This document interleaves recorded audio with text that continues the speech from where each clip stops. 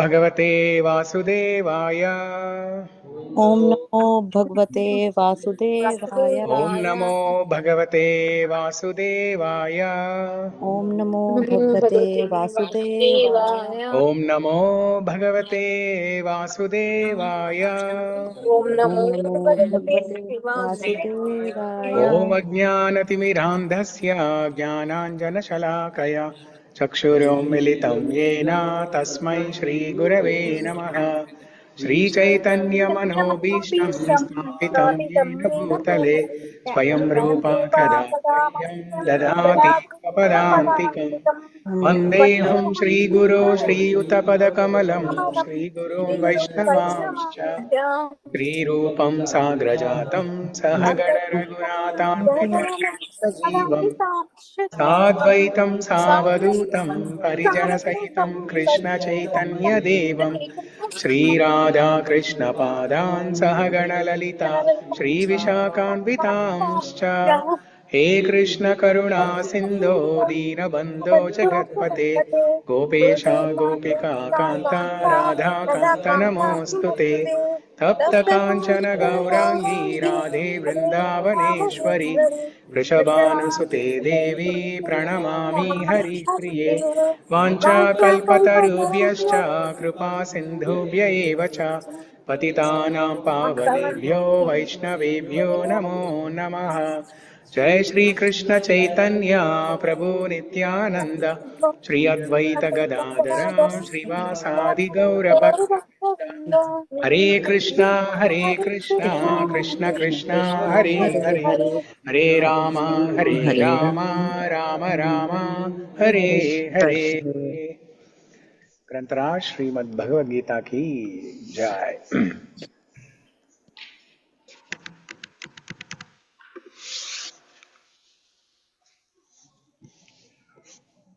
Okay, we'll recite the shlokas from chapter 5 of Bhagavad Gita. Bhagavad Gita Chapter 5, Karma Yoga, Action in Krishna Consciousness, Jnana Karma Sanyāsa Yoga.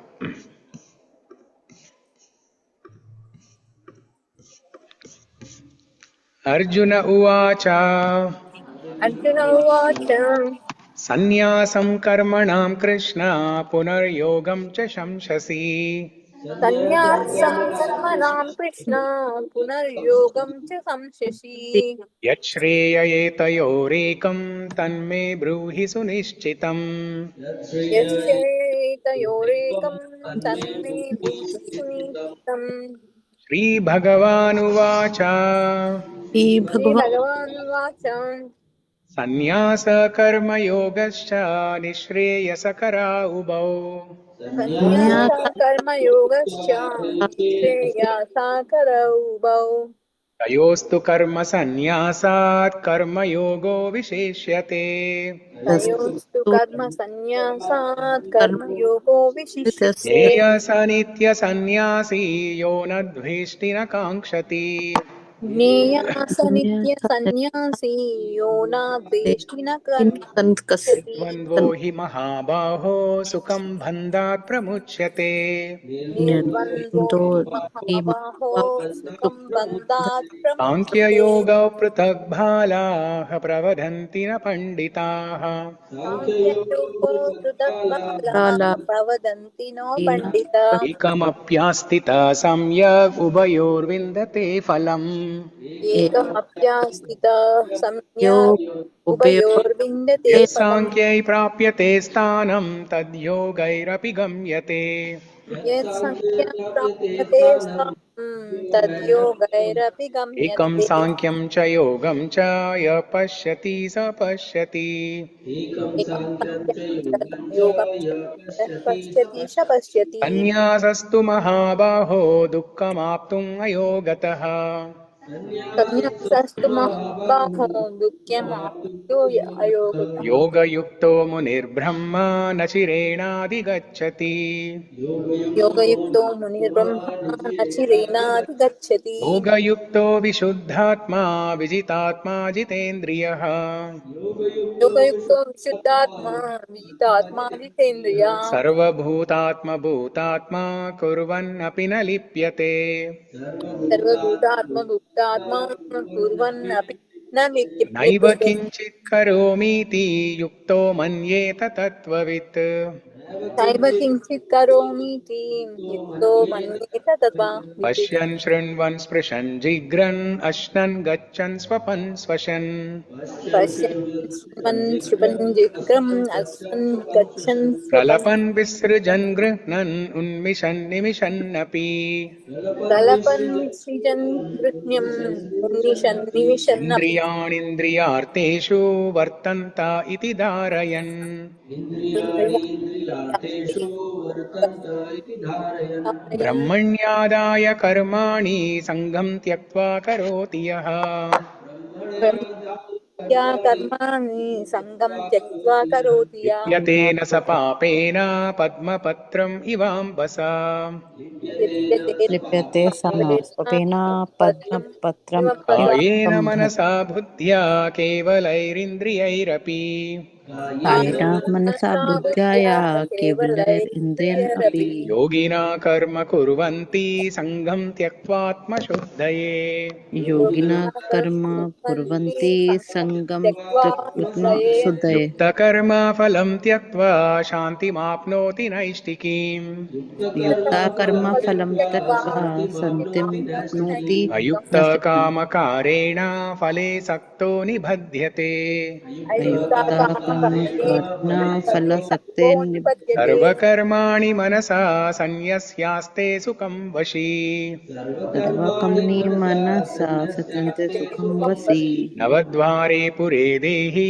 नैव कुर्वन्न कारयन् नवाद्वरे पूरे देहि न वा कुर्वं न न कर्तृत्वं करन् न कर्माणि लोकस्य सृजति प्रभुः न कर्मन्ते न कर्म हि लोकस्य सृजति प्रभु न कर्मफलसंयोगं स्वभावस्तु प्रवर्तते न कर्म फल संयोगं उभस्तु नादत्ते प्रवर्तते कस्यचित् पापं न चैव सुकृतं विभुः न ते कश्चित् पापं न कृवेत सुकृतं नादत्ते विभु कश्चित् अज्ञानेनावृतं ज्ञानं तेन मुह्यन्ति जन्तवः ज्ञानं तेन मुह्यन्ति जन्तवः ज्ञानेन तेन तु मुह्यन्ति तदज्ञानं जन्तवः येषां नाशितमात्मनः ज्ञानेन तु ज्ञानेन तज्ज्ञानं तद् येषं नष्टम् आत्मनः तेषामादित्यवज्ञानं प्रकाशयति तत्परम् तेषाम् अदित्यवज्ञानं प्रकाशयति प्रकाशयति तत्प्रणम् परम् तद्बुद्धयस्तदात्मानस्तन्निष्ठास्तत्परायणाः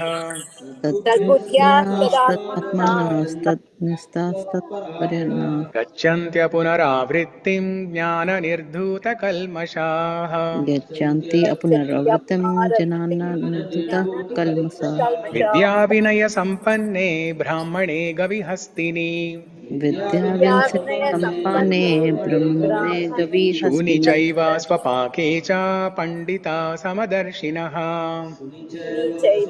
शुनि सैव प्रपके च पण्डिता इहैव समदर्शिनः इहैव तैर्जितः सर्गो येषां साम्ये स्थितं मनः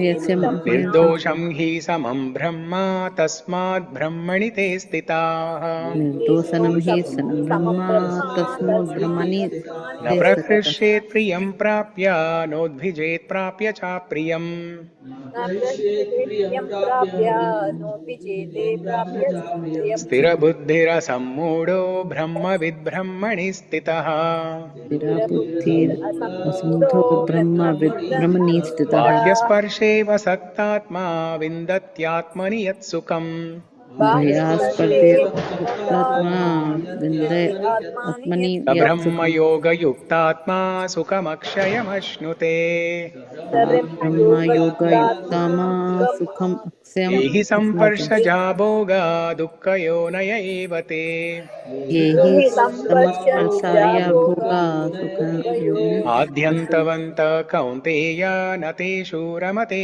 बुधः अद्य त्वन्तः कौन्तेय न ते सूरमते बुधः शक्नोति हैव यः सोढुं प्राक्शरीराविमोक्षणात् प्रक्षयराविमुक्तम् कामक्रोधोद्भवं वेगं स युक्तः स सुखी नरः कामक्रोधभवं वेगं या युक्ता सा सुखी योऽन्तः सुकोऽन्तरारामस्तदान्तर्ज्योतिरेव यः यन्ता सुखान्तनामस्तन्तः ज्योतिरिव यः स योगी ब्रह्मनिर्वाणं ब्रह्मभूतोऽधिगच्छति या योगा ब्रह्मनिर्वाणं ब्रह्मभूतोऽधिगच्छति लभन्ते ब्रह्मनिर्वाणं ऋषया क्षीणकल्मषाः यन्ति ब्रह्मनिर्वाणं रस्य कृष्णकल्मषः छिन्नद्वैधायतात्मानः सर्वभूताहिते रताः छिन्नाद्वैतायतात्मानः सर्वभूताहिते रताः कामक्रोधविमुक्तानां यतीनां यतचेतसाम् कामक्रोधविमुक्तानां यतिनं यथा अभितो ब्रह्मनिर्वाणं वर्तते विदितात्मनम् अभितो ब्रह्मो निर्वाणं वर्तते स्पर्शन् विदित्वम् कृत्वा बहिर्बाह्यं चक्षुश्चैवान्तरे भ्रुवोः सर्वसंकृत्वा बहिर्व्यासम् अक्षुश्रवन्त्रे भ्रुवः प्राणापानौ समो कृत्वा नासाभ्यन्तरचारिणौ प्रापन्नौ समो कृत्वा न सम्भ्यन्त्राग्रणे यतेन्द्रियमनोबुद्धिर्मुनिर्मोक्षपरायणः यतीन्द्रियो मनोबुद्धिर्मुनिर्मोक्षापरायणः विगतेच्छाभयक्रोधो यः सदा मुक्त एव सः भोक्तारां यज्ञतपसां सर्वलोकमहेश्वरम्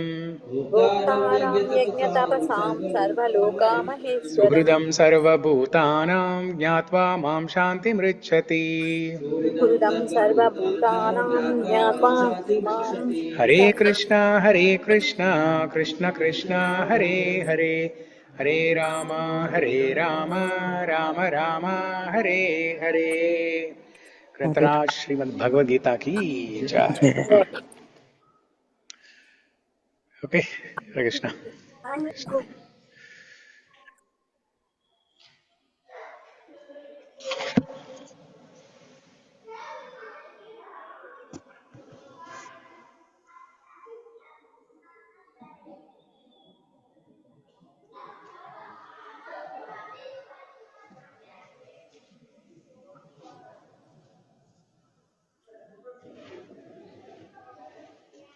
Recording in progress.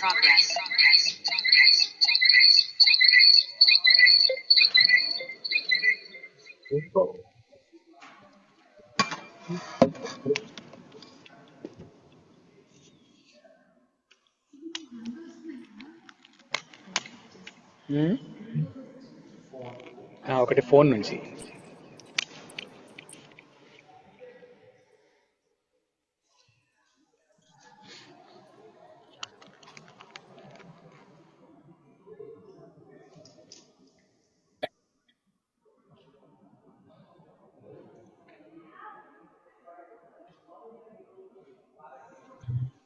No, this is always blurry. Okay, what if I show like this? No.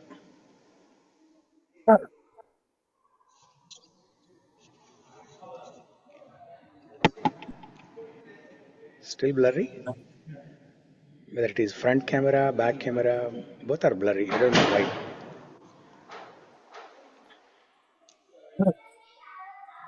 Maybe the resolution difference. Maybe it's because of the light or I don't know. Try to turn off some lights and we'll see.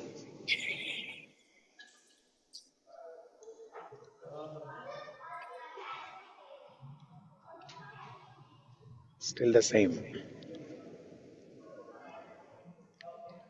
Yeah, now it's better. No. Yeah.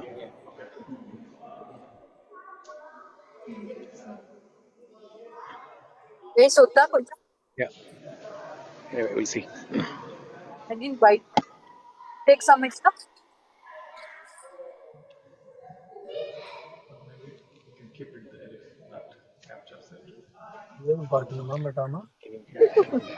Yeah. Bro, jod beto. Meatloaf.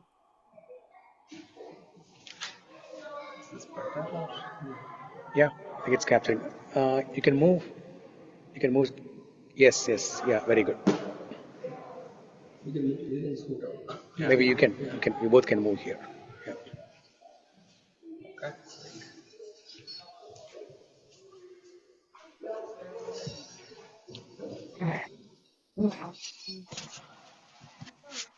Okay, Venugopal, Hare Krishna.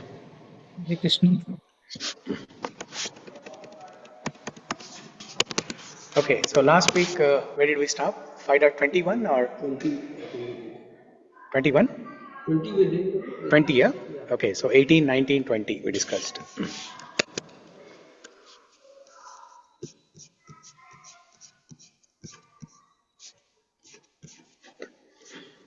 So 5.18 is equality of vision, 5.19 equanimity of mind, and 5.20 Steady intelligence.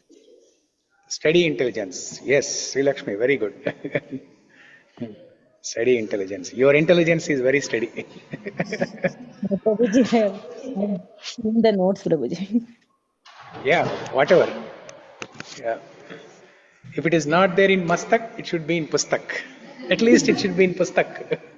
If it is in Pustak, one day it will be in Mastak. It will come into your Mastak. If it is not there in Pustak and Mastak, it will not be there with you at all. So at least, yeah. And also, can two people help? We have stuff in the car, the prasadam. There's a red Tesla here. Double thing. Yeah.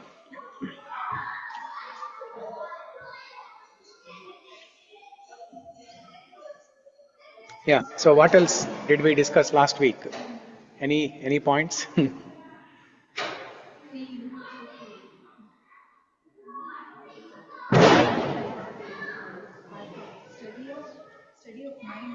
She told you something?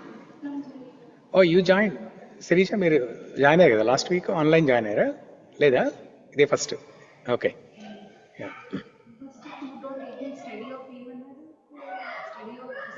Five dot eighteen equality of vision Pandit సమదర్శిన seeing all the living entities as equal based on the presence of Paramatma.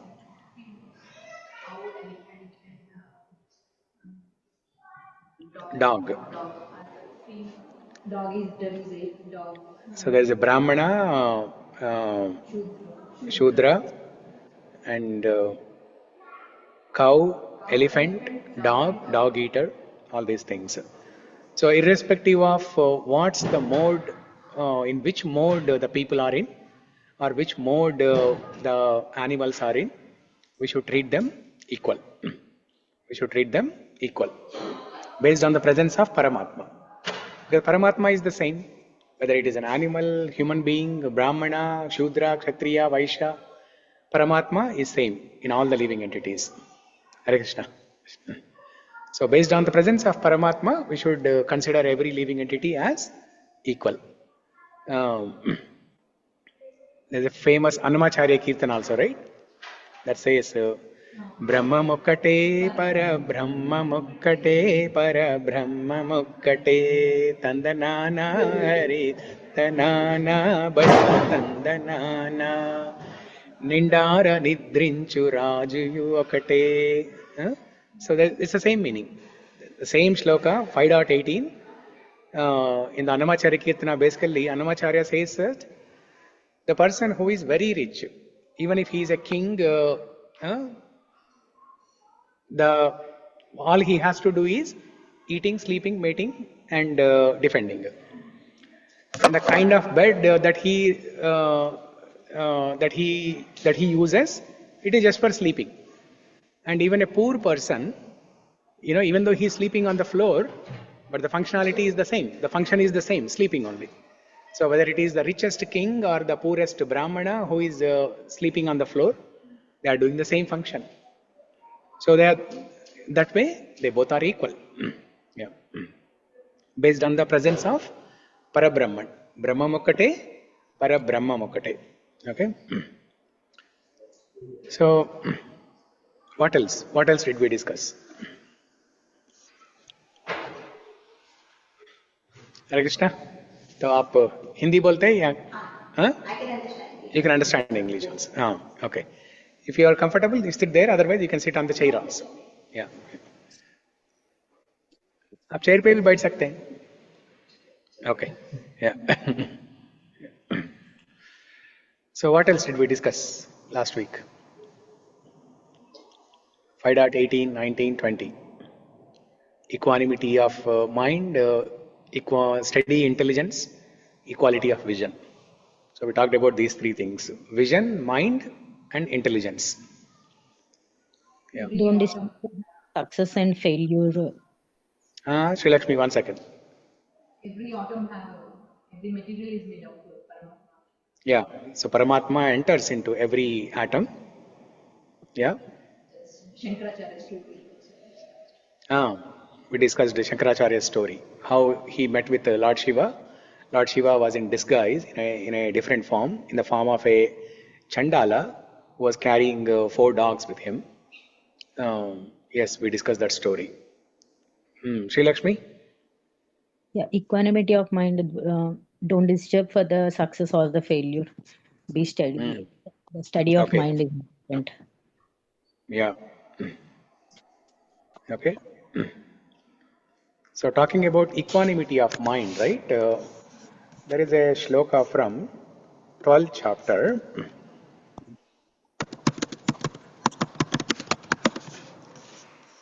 It's a very, very nice shloka. Is it every atom or every atma?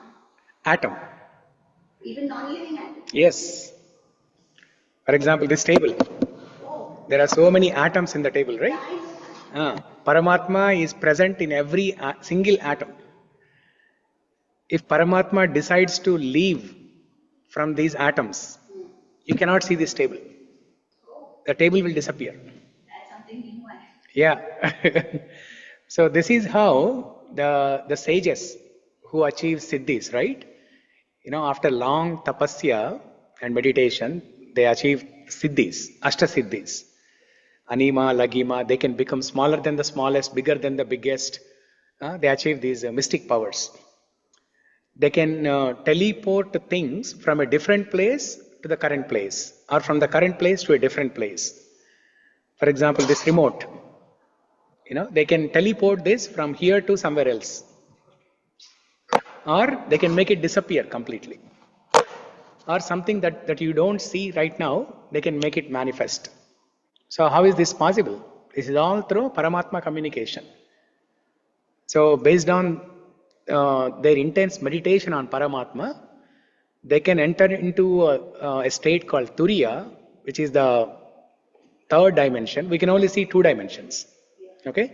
They can enter into that Turiya dimension and communicate with Paramatma and make things appear, disappear, like that. Yeah. But we are not interested. We are not interested in mystic powers. We are not interested in Ashtasiddhis. We are interested in Ashtavikar. There is something called Ashtavikar. What is Ashtavikar? Abhishek, do you know? Our deficiencies, No. Vikar means progress. Vikar means bad thing, right? Like deficiency. వికారంగా ఉన్నారంట. Not structured. Yeah, not structured. Okay. Ashtavikar means Ashta Satvik Vikar. It's not a. This word is also important. Satvik Vikar. Ashta Satvik Vikar. This is, see, Vikar means, as she said, something which is not straight, something which is not looking good, a person who is not behaving properly, right? But it is Satvik Vikar. Satvik Vikar means something that is not good, but it is in the mode of goodness. Something that is not good, but it's in the mode of goodness. And there are 8 different types of this Satvik Vikar. So basically, Ashta Satvik Vikar means ecstasy. Paramanandam. So when do devotees get Paramanandam? When they chant Krishna's name, when they do Sankirtana, when they read Bhagavad Gita, when they hear Bhagavad Gita or Bhagavatam, Ramayana. Just like how Sanjaya, when he was hearing the conversation between Krishna and Arjuna, towards the end of Bhagavad Gita, he glorifies Bhagavad Gita. In his own words, he says, Ityaham Vasudevasya Parthasya cha Mahatmanah Keshavarjunayo Samvadam Adbhutam Romaharshanam.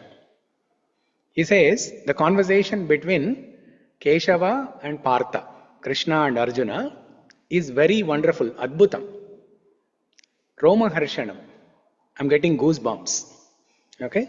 And then the next shloka, he says, Tatsya samsmrutya rupam adhyadbhutam hare vismayo me maharajan hrishyamicha muhur muhuhu.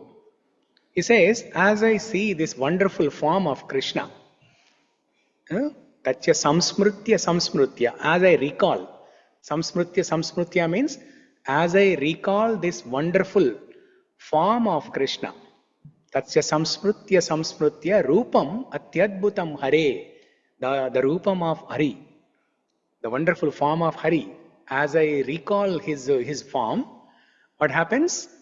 Vismayo me maharajan, O king. He is speaking to Dhritarashtra. O king, Dhritarashtra, I am stuck with wonder, Vismaya. Vismayo me maharajan, hrishyami cha muhur muhuhu. Hrishyami means I'm very happy. I'm extremely happy. Hrishyami cha muhur muhuhu. I experience this bliss again and again. As I recall this beautiful form of Hari again and again, I'm stuck with wonder and I become happy over and over. And we see in Chaitanya Mahaprabhu's Leela, Gaura Leela, Chaitanya Leela also, when Chaitanya Mahaprabhu is chanting Radha Krishna's name, he goes mad. And he dances and he exhibits these Ashta Satvik Vikar. Okay? His bodily limbs go in a different form. And he behaves like a madman. Chaitanya Mahaprabhu personally demonstrated that how a person can become mad by chanting holy name.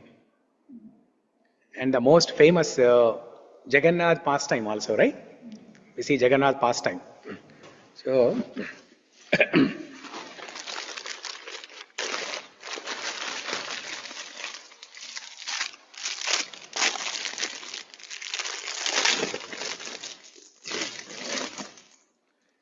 I brought this for last week.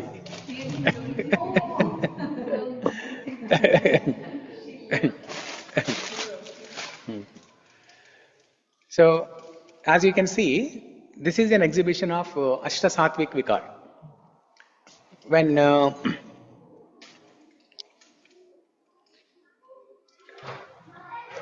do you all know how Jagannath, Baladev, Subhadra, how they got this form? You know? Okay. Oh, that's Venkatesh.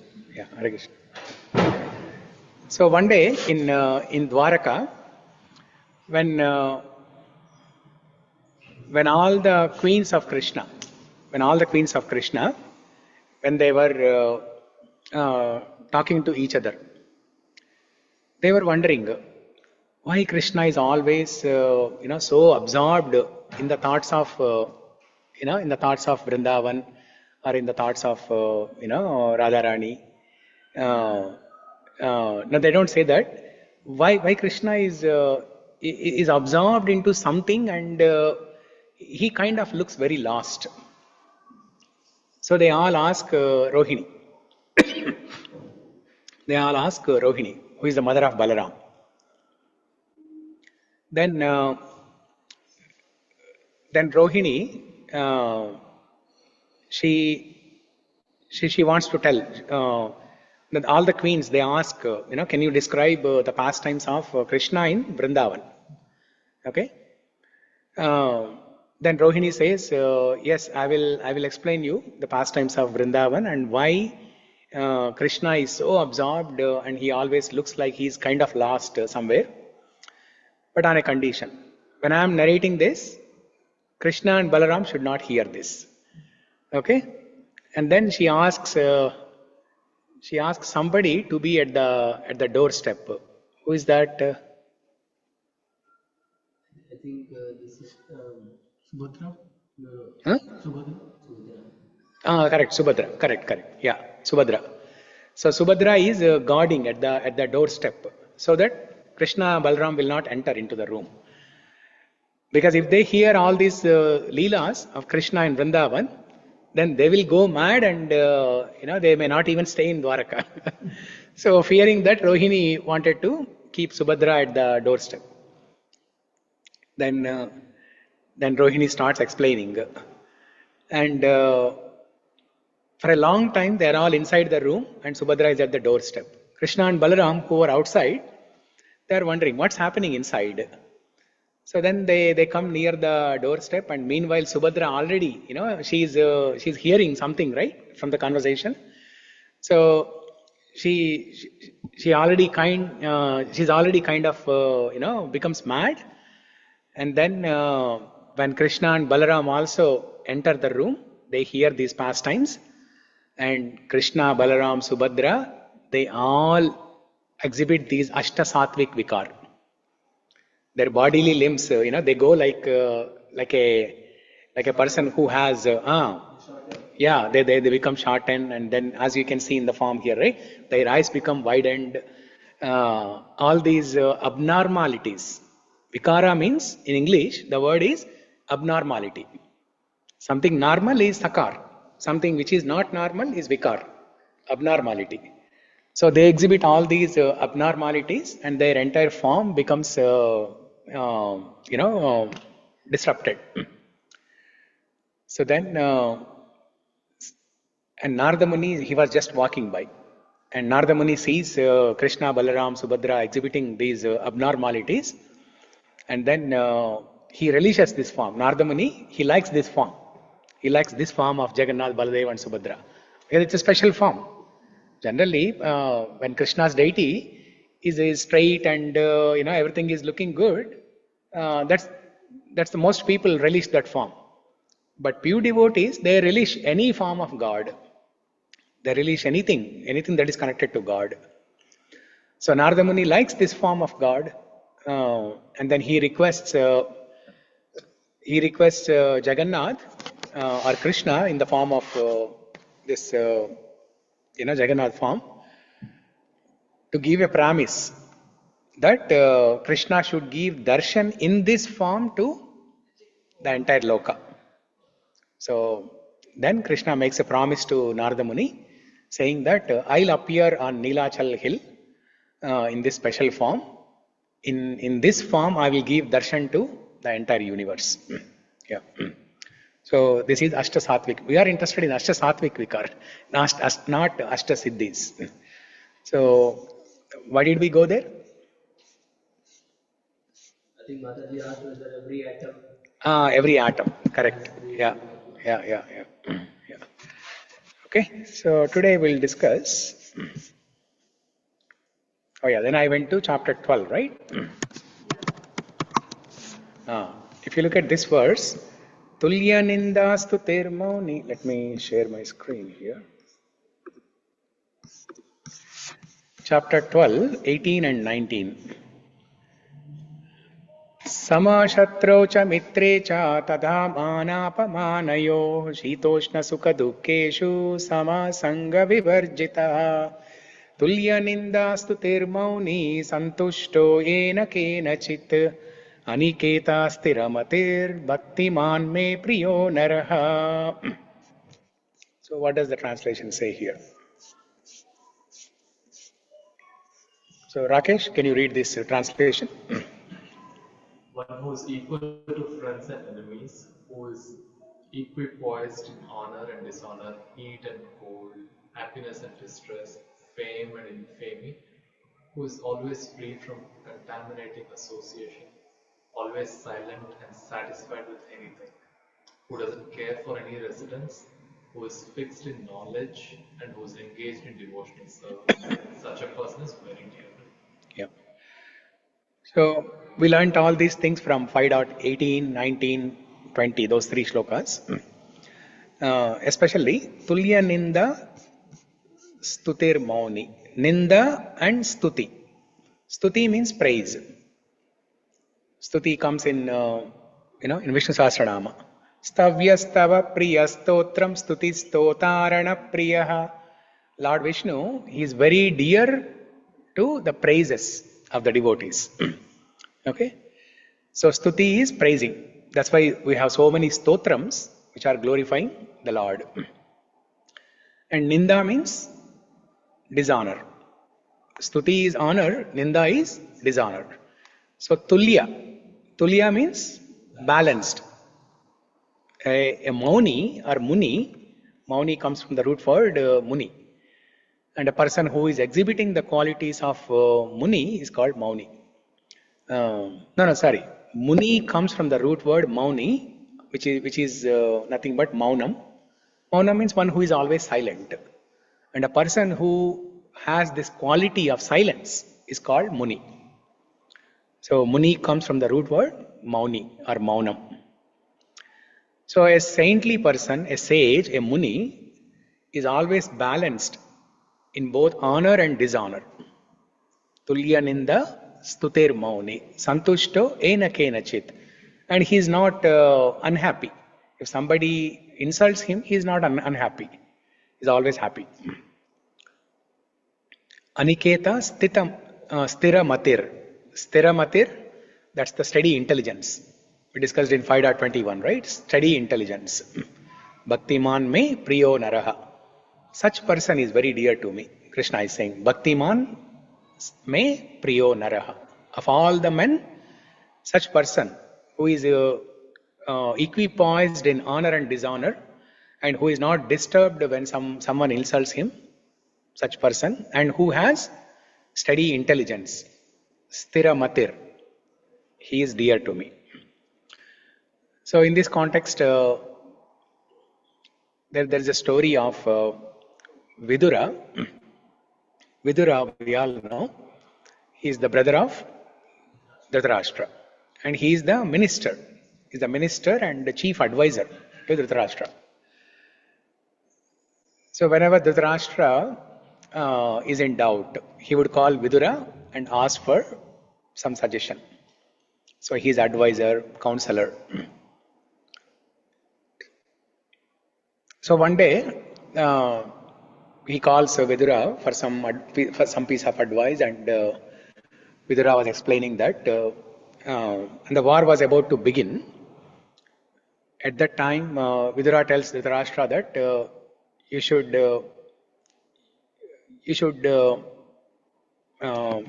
instruct your evil-minded son Duryodhana to stop this war. And it is for your own good sake, and it is for the good sake of all the Kauravas, especially Duryodhana, to give the fair share of the kingdom to Pandavas. Otherwise, it will destroy everybody. Now, as Vidura was telling these words to Dhritarashtra, Duryodhana enters that assembly. And hearing this, Duryodhana becomes very furious. He gets super angry, and then he insults Vidura, saying that, "Oh, you, the son of maid servant, how dare you speak these words? You don't even deserve to be in this kingdom anymore. You don't deserve to be a minister or advisor of this assembly anymore." So he speaks very harshly, and he gives some rude words to Vidura. But Vidura is not disturbed. So he simply puts his bow and arrows at the doorstep, and he simply walks away. He simply walks away. And he decides to go on a pilgrimage.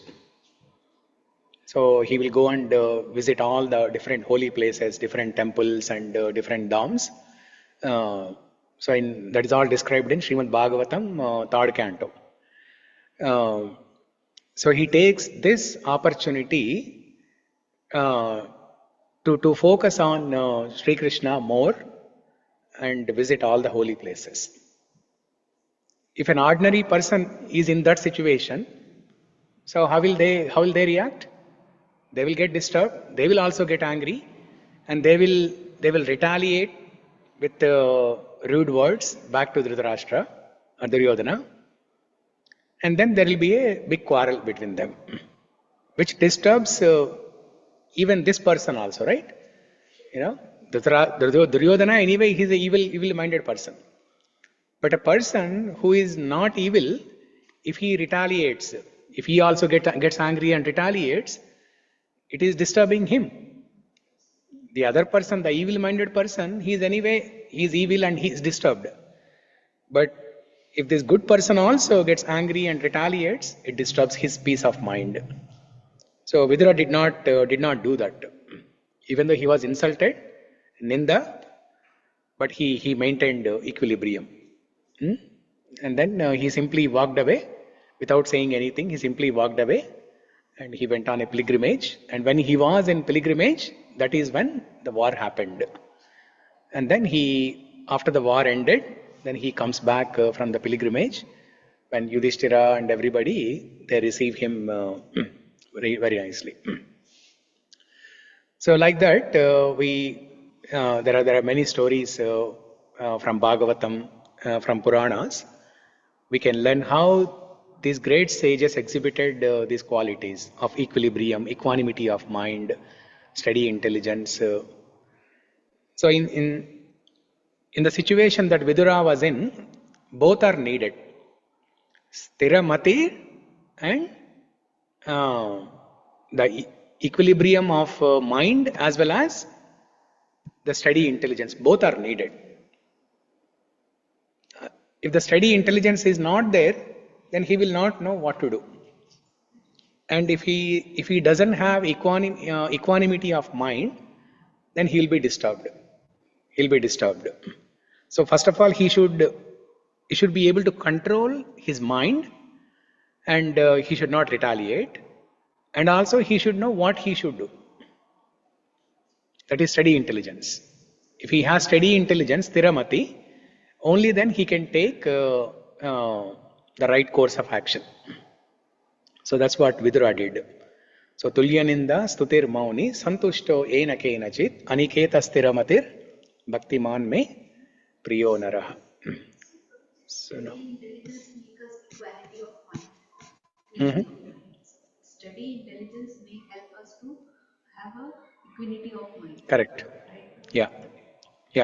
Study intelligence, because if you look at the hierarchy or anatomy, intelligence is on the top, and then mind, one level below is mind, and then one level below is senses. Yeah. So Krishna spoke about intelligence and mind, and now in next shloka, Krishna talks about senses, 5.21. Okay, that we'll discuss now. बाह्यस्पर्शे स्वसक्तात्मा विन्दत्यात्मनि यत्सुखम्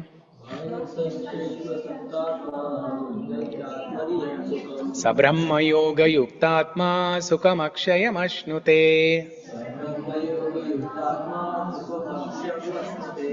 Bahyasparsheshu, in external sense pleasure, asakta atma, one who is not attached, vindati, enjoys, atmani, in the self, yat, that which, sukham, happiness, sa, he, brahma yoga, by concentration in Brahman, yuktatma, self-connected, sukham, happiness, akshayam, unlimited, ashnute, enjoys. Okay, Abhishek, can you read the translation and purport? Such a liberated person is not attracted to material sense pleasure but is always in trance, enjoying the pleasure within. In this way, the self-realized person enjoys unlimited happiness, for he concentrates on the Supreme.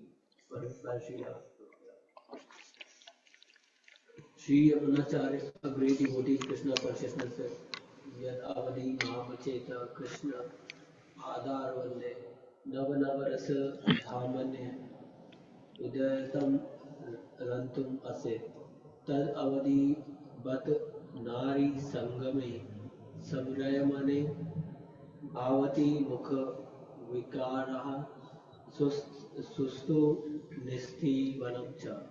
Since I have been engaged in the transcendental loving service of Krishna, realizing ever new pleasure in him, whenever I think of sex pleasure, I split at the thought and my lips curl with distance.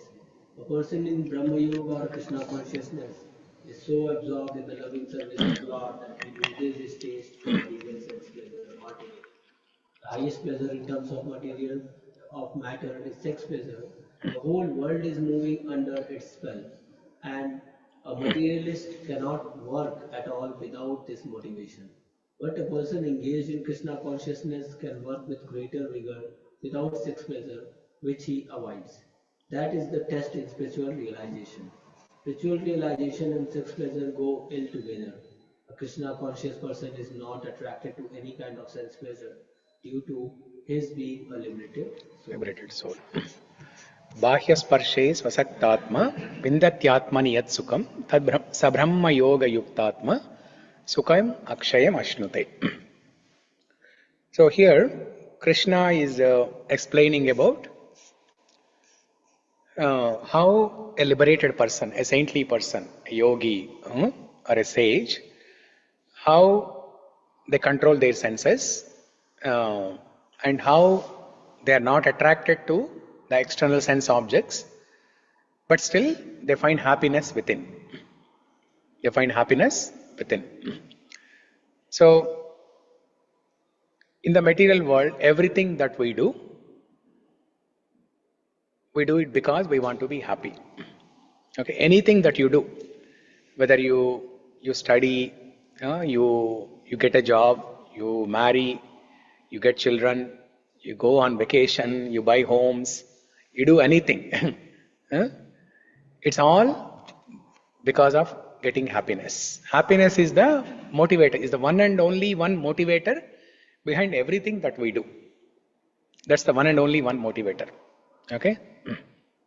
Because by nature, the soul wants to be happy. Anando mayobhyasat. Anando mayobhyasat. Soul wants to be happy. By nature, soul's intrinsic nature is to be happy. But in the material world, when we come into the material world, the soul tries to find happiness in the external sense objects. So we have 5 senses. The sense of seeing, the sense of hearing, the sense of smelling, the sense of tasting with the tongue, and then the touch, the sense of touch. So we always engage these 5 senses in getting some pleasure from the sense objects. Ears always want to hear some glories of our own self, not about God, but our own self. And when we feel very happy when somebody talks good about us. Right, Sirisha? Ante kada? Malli evana pogidite anandam avutundi kada? Is that bad? Becoming happy is not bad. When somebody praises us, becoming happy and feeling encouraged is not bad. But becoming proud is bad. Yeah. For example, somebody does a service in the temple. It's perfectly all right to praise that person, to recognize that service and to praise him. It is perfectly all right and it is needed also.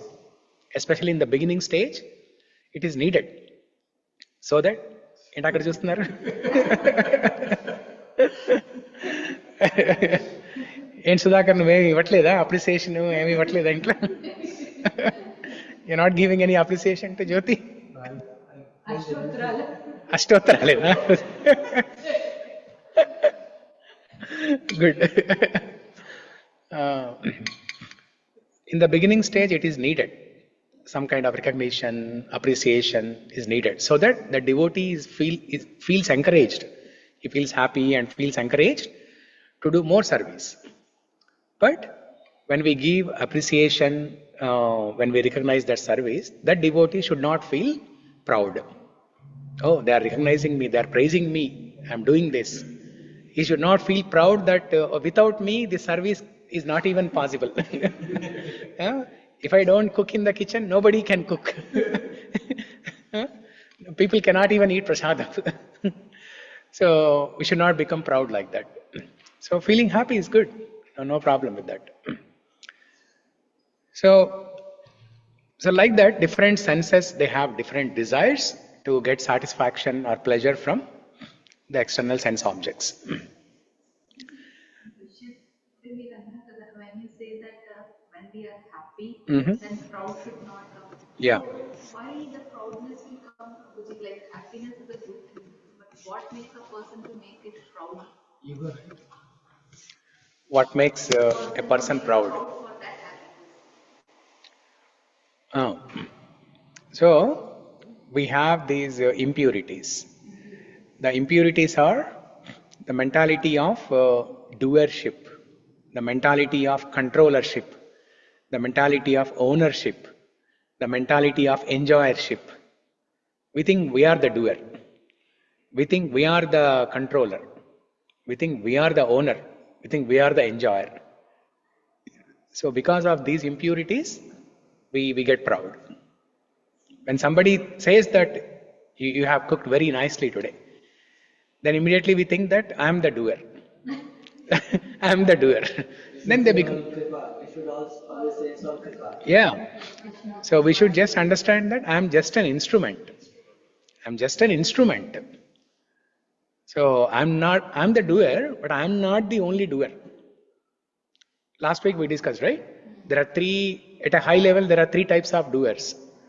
The jiva who desires to do something, and then the prakriti, and then the paramatma. Three things. Jiva, prakriti, paramatma. Three things. At a high level, there are five factors. So that's the one. That's the reason, basically. Impurities. That's why the karmanye vadikaraste principle in 2.47. When Krishna says, you have every right to work, but you are not entitled to the fruits of your action. Why did Krishna say that? If you are doing some work, you expect results of the work, right? But Krishna is saying you are not entitled to the fruits of your action. Karm karo or phal ki chinta mat karo. So Krishna said that for a reason, because if we work with a expectation on the results, that is when we become proud. That is when we become proud. So we think I am the doer. You expect it like business transaction. We get into the circle now. Yes. Yeah. So, okay. So the senses, they always want to get pleasure from the sense objects. But a liberated person, he finds happiness within. He finds happiness within. Just like the musk deer. We discussed this example in the evening call, right? You were there. Musk deer. There is a special type of deer called musk deer. Musk deer, from time to time, it develops some kind of lumps on the body, on the hands and legs, on the body. It develops some kinds of lumps.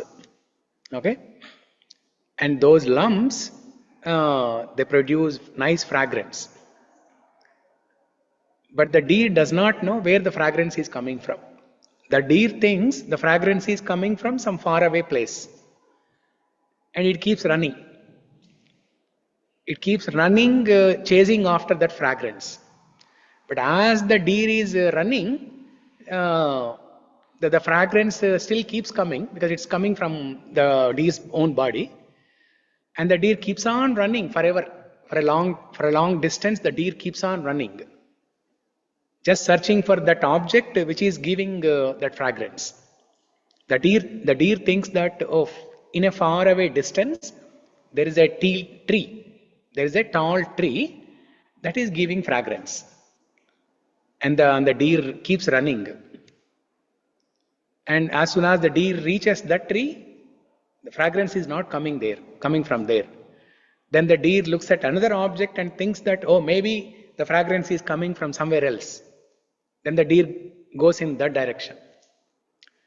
And after running for long distance, out of fatigue and out of tiredness, the deer dies. It loses its body, its life. So the deer is losing its own life in pursuit of happiness. In pursuit of happiness. But the same deer, if he or she starts noticing the fragrance, where the fragrance is coming from, it's coming from not anywhere else but our own body, then the deer will be happy. So finding happiness within, finding the fragrance within, the deer will be happy. Similarly, just like that deer, we are all running in multiple directions. We are all running in multiple directions. The mind is pulling us all the time. The senses are pulling us in all different directions, searching for this happiness. But if we simply sit down in one place and introspect, we can find happiness within. So there is a small story of a king who wanted to understand what is happiness. So he asked his minister, "Can you explain what is happiness?" Then the minister says, "Go to the garden and try to catch a butterfly." Then the king starts chasing a butterfly. And butterfly, we all know. We used to catch butterflies in our childhood, right? So as soon as the king starts touching the butterfly runs away from him. So like that, the butterfly keeps on running all over the garden. And the king, even after half an hour, he cannot catch the butterfly. And then he wanted to take a break. So he sits on a bench in the garden. And then that is when the butterfly comes and sits on his head. So the time when he was chasing after the butterfly was running away from him. But as soon as he sits peacefully and calmly, then the butterfly comes and sits on him. So then he understood everything. Then the minister says, that is the nature of happiness. The more you chase after the happiness, the farther it will run away from you. But the moment you sit down, introspect and start seeking happiness within, the moment you become antarmukh, all the time we are bahirmukh. But the moment you become antarmukh, you can find happiness within. Okay? So, another question is, how can we find happiness within? Or how is it possible? Practically, how is it possible? Not practically, technically, right? What is the logic? What is the technique? What is giving us happiness from within? Glorify from others, we ourselves motivate. You glorify yourself?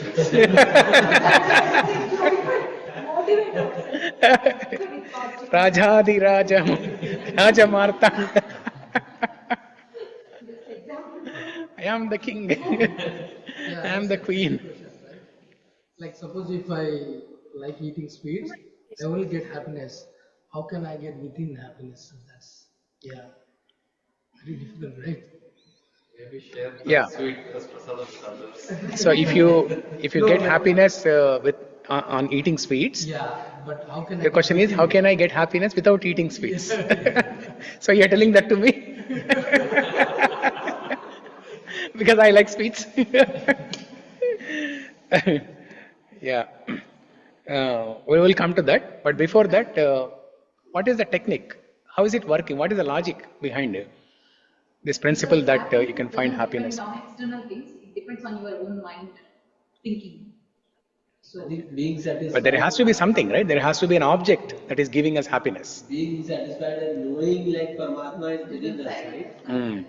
That itself, like if we are all chasing for happiness and the reservoir of happiness is within us. Is within us. Yes, very good. Yeah, that's the answer. Yeah. So, as it is mentioned in this shloka, right? In this way, self-realized person enjoys unlimited happiness, for he concentrates on the Supreme. He concentrates on the Supreme. the Paramatma who is inside us, he enjoys unlimited happiness. Sukham akshayam ashnute. Sukham akshayam ashnute. Sukham means happiness. Akshayam, unlimited, that which never deteriorates. Okay? And ashnute, he enjoys. Because Paramatma, he is infinite, he is Ananta. He is Ananta. That's why if the yogi or if the saintly person meditates on Paramatma within, he can experience unlimited happiness. Okay? The reservoir of happiness is within us. Rama. The word Rama means reservoir of happiness. The word Krishna means all attractive. The word Rama means reservoir of happiness. Ramante iti Ramaha. Ramante iti Ramaha. That means one who gives pleasure. One who gives pleasure is Rama. Who can give pleasure? Who already has pleasure. Who is the reservoir of a pleasure? Only can give pleasure to others. Okay? Like a reservoir. Reservoir, what is the purpose of a reservoir? To provide water to different people. Because the reservoir has water, that's why it is giving. It is a storehouse. It is the storehouse of water. That's why it is able to supply water to everybody. Similarly, Rama is a storehouse of pleasure. That's why he is able to give pleasure to everybody. Simply with his qualities. He has all extraordinary qualities. Simply by exhibiting his qualities, he gives pleasure to everybody. Krishna means all attractive. There are three different, there are many meanings for the word Krishna, but primarily there are three meanings. आप पिछले हफ्ते भी आए थे ना? नहीं. आए हैं? अच्छा. Not on a Sunday. Not on Sunday. So yeah, I saw two other ladies there. Two other ladies were there. Yeah. Okay. So Krishna, what is the meaning of the word Krishna?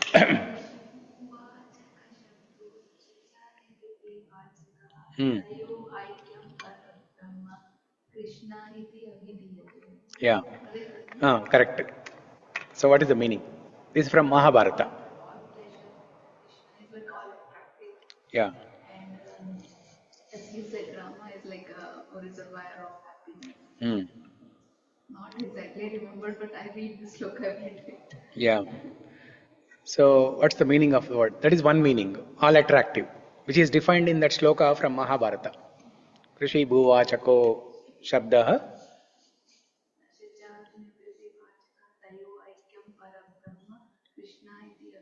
Avidiyate. Yeah. So that is one meaning. Krishna is all attractive. What are the other meanings of Krishna? Black. Blackish, yes. Gargamuni, when he named Krishna said, Gargamuni said, I'm naming this boy based on his color. Because he is born with a dark complexion. In Sanskrit, Krishna also has a meaning like dark complexion, dark. That's why Draupadi is also dark. She's called as Krishna. For females, there is a dirgha. Okay. So what are the other meanings of Krishna? Mukunda, Damodara, Hari, that's names. No, those are different names. But I'm asking the name. I'm asking the meaning. No, don't give me Ashtottara Shatanamavali and say that this is the meaning of. Yeah, I know how we all passed our degree engineering. You repeat the same question. When you don't know the answer to a question, you just repeat the question. Or you write something else. Yeah, you just have to fill the paper, right? And it's very likely that you'll get some marks. Yeah. So there are three different meanings. Primarily, there are three different meanings of the word Krishna. Karshati iti Krishnaha. Karshati iti Krishnaha. Karshati means, okay, we'll discuss the meaning. Karshati iti Krishnaha. Say that. Krishyati iti Krishnaha. Kushyati iti Krishnaha. Okay, three meanings. Okay, so let's try to understand. Karshati iti Krishnaha. Karsha means akarsha. Okay, the word Krishna itself means Karshati iti Krishnaha. One who attracts everybody. One who attracts everybody with his beauty, with his qualities. He is Krishna. This is very straightforward, easy to understand. Krishna attracts everybody with his beauty and with his leelas. He performed so many beautiful leelas in Vrindavan. Whenever we hear that, even though the leelas happened 5,000 years ago, even if we hear now, they still look very fresh and they are very attractive. Everybody is attracted to that. So that is the first meaning. Next one.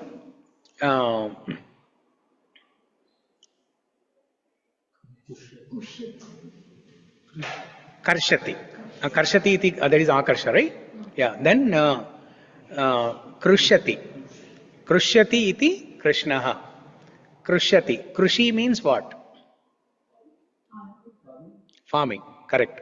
Krushi means Vyavasaya, farming. Or in simple words, Krushi means work, hard work. Hard work. So Krushi means the farming, cultivation. So Krishna, he's like a farmer. He's like a farmer who cultivates this kshetra called our mind and heart. Now a farmer, for him to do some cultivation, to do some farming, what is needed? Some piece of land is needed.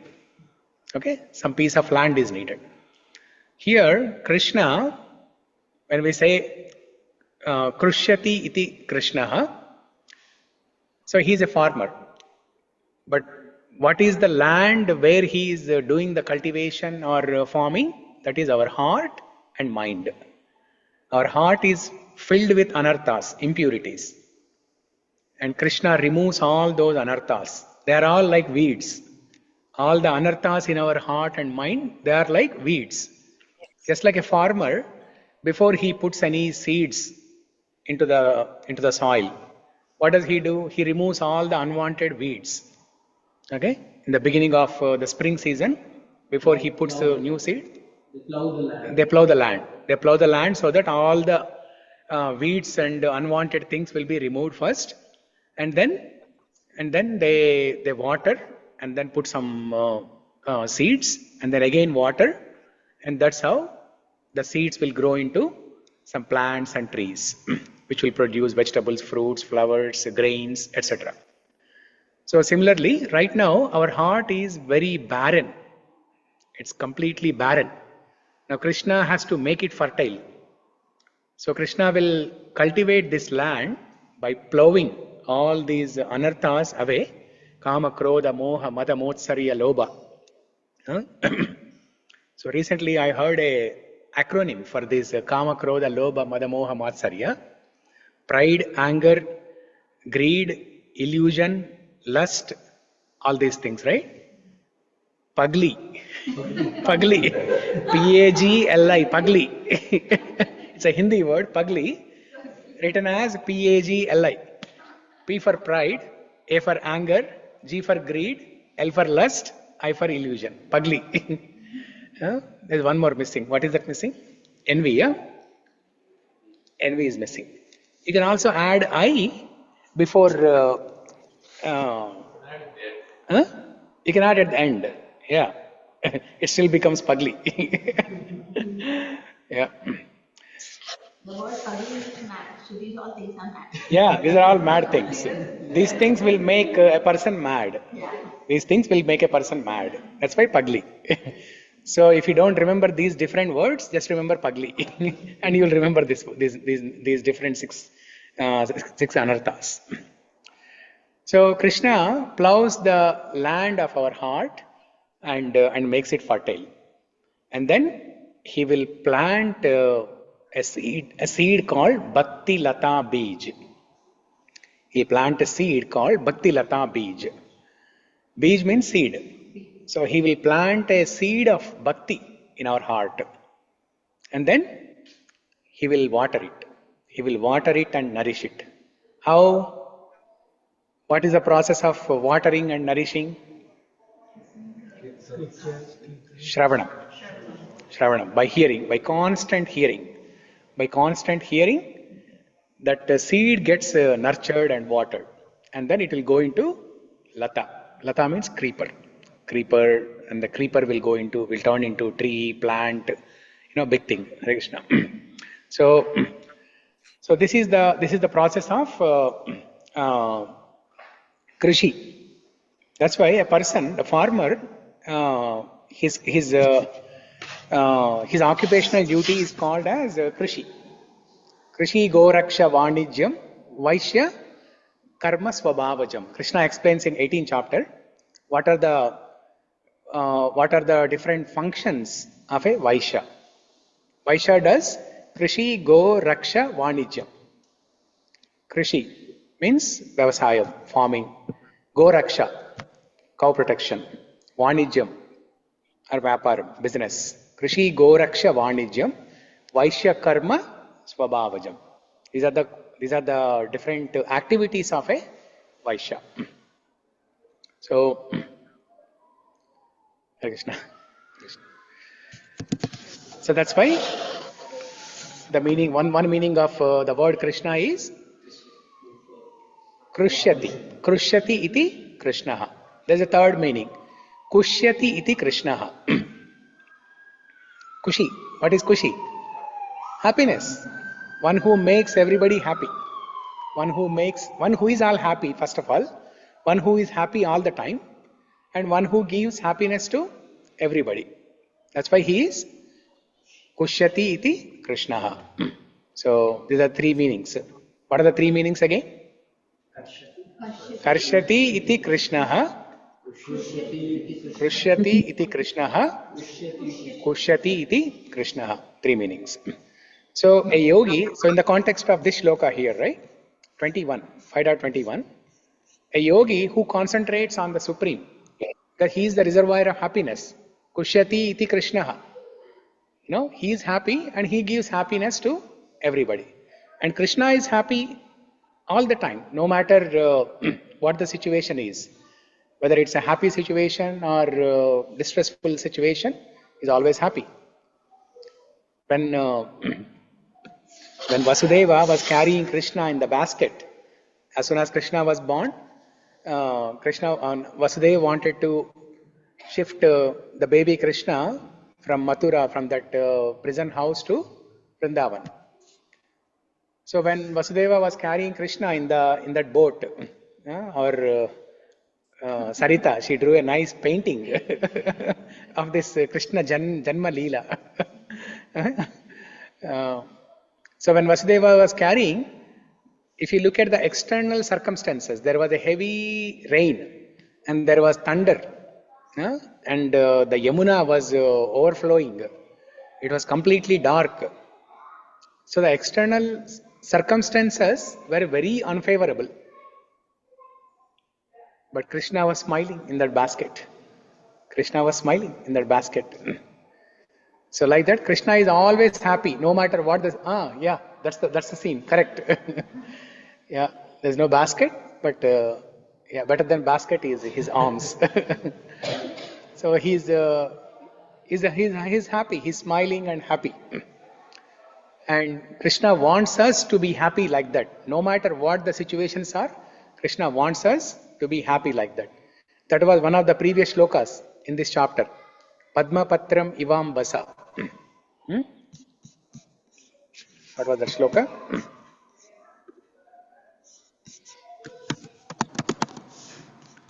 5.10. Brahmanyadaya karmani sangham tyaktva karoti yaha lipyatena sa papena padma patram ivam basa. Okay. Namakirti, can you read this? One who performs his duty without attachment, surrendering the results unto the Supreme Lord, he is unaffected by sinful actions. As the lotus lily is untouched by water. Yeah. So just like how the lotus, even though the lotus is growing in the mud, but the lotus is not contaminated by the mud.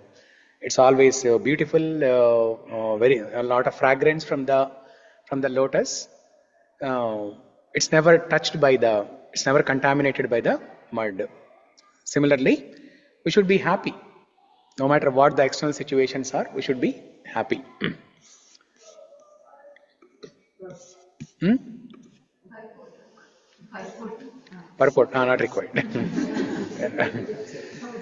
So, and in the purport, Prabhupada is writing, he's giving an example of Yamunacharya.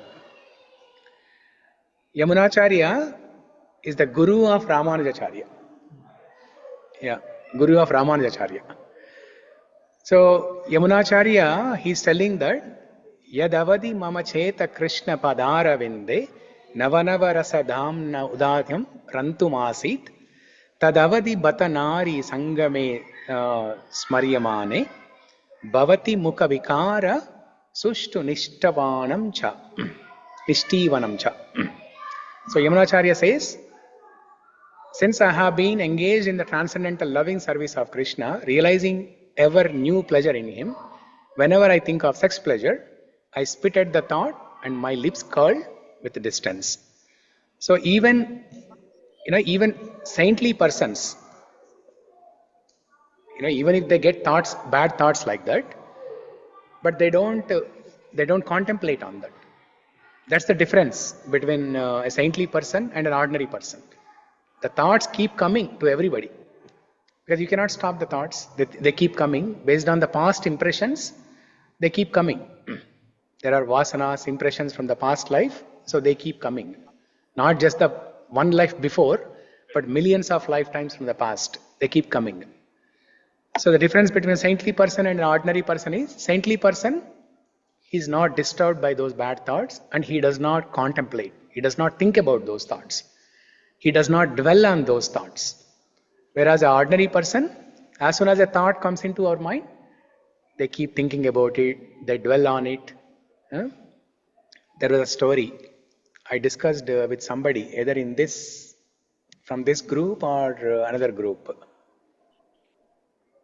So there is a small story like this.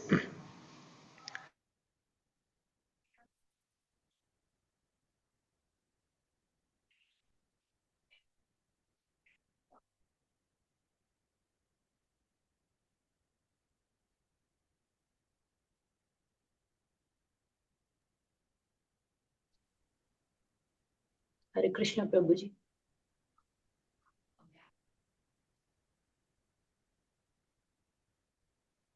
I think we lost him. Yeah. We can't hear you, Prabhuji.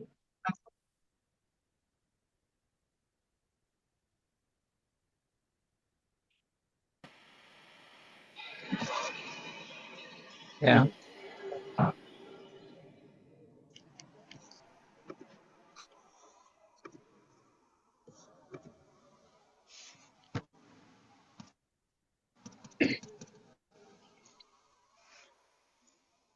Okay. So first, only one person can, cross over that plank. So one brahmachari, he goes from one bank to the other bank by crossing over this plank. And then as the second brahmachari was about to step on that, a lady comes there. And she says, I need to cross this river, but I'm afraid of walking on the plank. Because even sometimes we can also, even men also, we cannot be comfortable walking on the plank, right? It's not very stable, sturdy. You always have a fear of falling into the river. So this lady says, I'm very afraid of walking on the plank. Can you please carry me? And he's a brahmachari. He's not even supposed to touch a lady, and what to speak of carrying the lady. Yeah? But the brahmachari, he thinks that, and the lady insists, saying that I need to go home very, very urgently to take care of something. And it's in the evening time, and it was about to get dark. And if there is no help, she cannot cross the river. So she pleads the brahmachari earnestly, and the brahmachari says, okay, for saving your life, I can carry you. So he carries that lady and helps her cross from one bank of the river to other bank. And then the two brahmacharis, they go to the hermitage. And the next day morning, the other brahmachari who was seeing all this, he tells the guru, saying that, oh, this brahmachari, he carried a lady. This is what he tells. He does not tell all the other details. Like a lady was desperate, she has to go to the home urgently. He does not tell all these things. All he tells is, oh Guruji, you know what happened yesterday? So and so person, he carried a lady in his hands. And the Guruji asks this other brahmachari and understands what exactly happened. Then the Guruji tells the first brahmachari who complained about this, saying that the other person, he only carried that lady for few minutes while helping her cross the river. But you have been carrying her since the last night till morning. You have been carrying her in your mind. So you don't have any right to give this complaint on him. So this is the difference between a saintly person and a normal person. Normal person, he dwells as soon as a thought comes, he dwells on that thought. And initially there is a thought, and then the contemplation or the meditation on the thought will turn into a strong desire, and the strong desire will transform into strong desire is nothing but lust, and fulfillment of lust, person will become greedy. If the lust is not fulfilled, person will get angry, and then when he is angry, he will lose he will first of all he will lose memory and then intelligence, and then he will fall down. Dhyayato vishayan pumsan sangasteshu upajayate sangat sanjayate kama kamat krodho bijayate krodhat bhavati sammoha sammoha smriti vibramaha smriti bramshat buddhinashat pranashyati. So this is the 8-step of fall down, 8-step process of fall down Krishna gives in 2nd chapter, towards the end of 2nd chapter. So that's why we have to control our senses. There are when it comes to controlling the senses, right? We discussed this topic many times before also. So controlling the senses, it's a 2-step process. Sometimes it appears that it's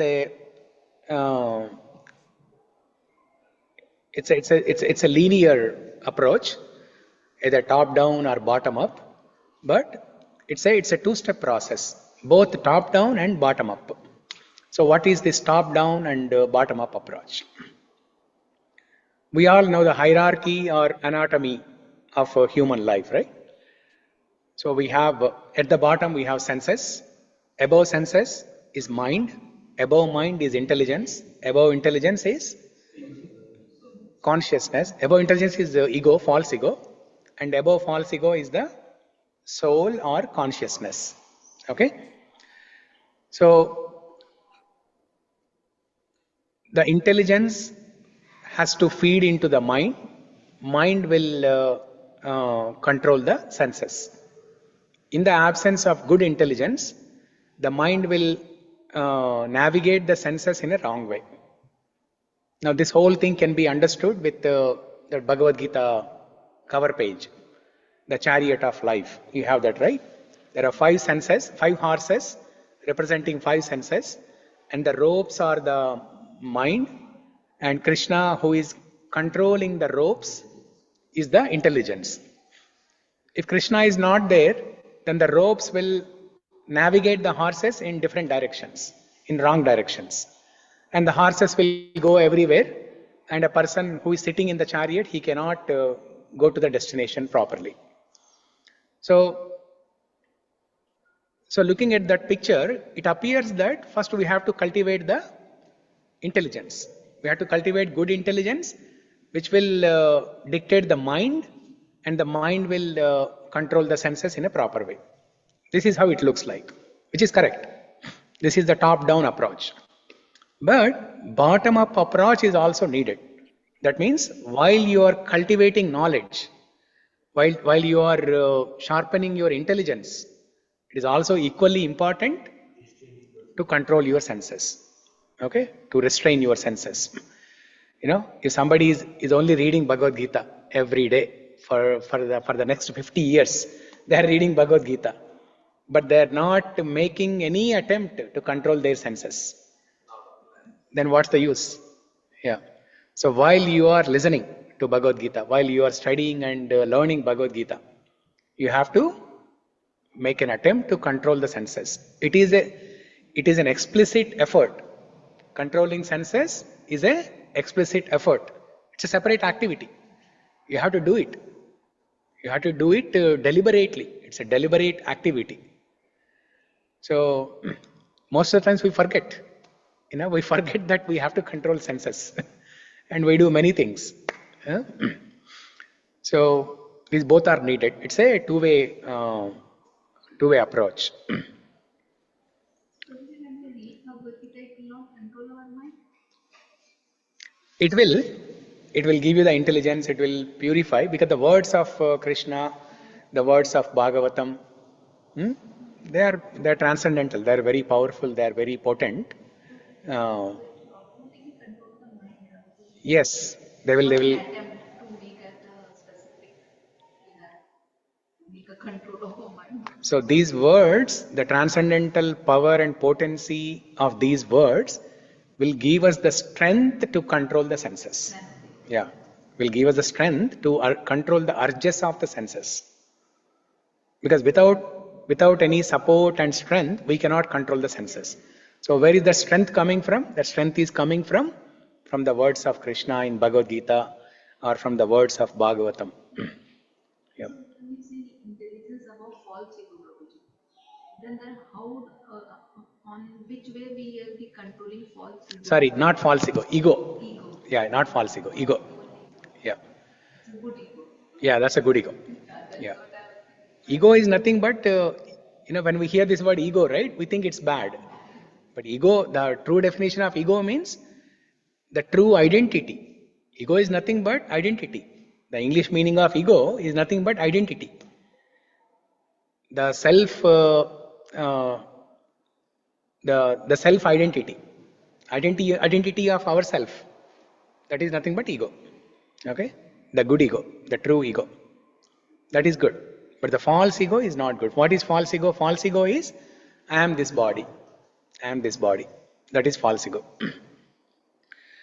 So the level of IQ is like different for everyone. Naturally, God's gift. Yeah. So that also matters. Level of IQ, you said? Yeah. Ah. The intelligence level is also different for different people. Yeah. So that also matters in absorbing the knowledge and all. This knowledge, Bhagavad Gita knowledge, is not an academic knowledge. Only a person who has a good IQ or a higher IQ can absorb better, and a person who doesn't have a higher IQ, they cannot absorb this better. No, it's not like that. No. Academic knowledge, yes, what you said is correct. Somebody is studying science. A person who has higher IQ, they can absorb it very quickly. Once they hear, they can absorb it very quickly. But to absorb this spiritual knowledge, some kind of purity is needed. Okay? So SQ, spiritual quotient. Not intelligent quotient, but spiritual quotient. SQ. No, this is spiritual intelligence. Yeah. Okay, so while we are cultivating knowledge, sharpening our intelligence, we have to make an explicit effort to control our senses. So what is the best way to control the senses? Because the senses have urges, senses have desires. Keep off If you have an eye always wants to see something. You cannot close your eyes. Redirecting towards spiritual. Yeah. Engage them in the correct place.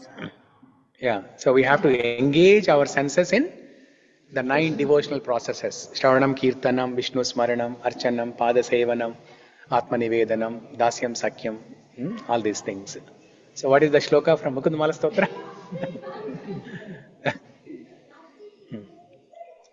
Shloka about engaging senses in the right way.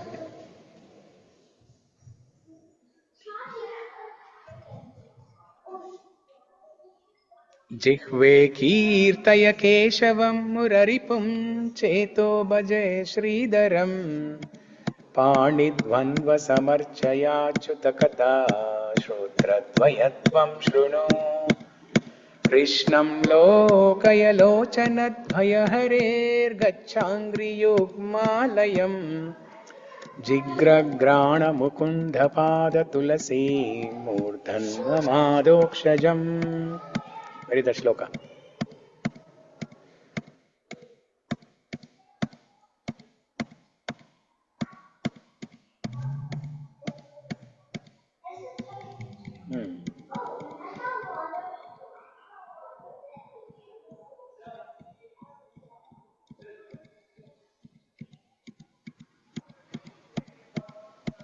This one.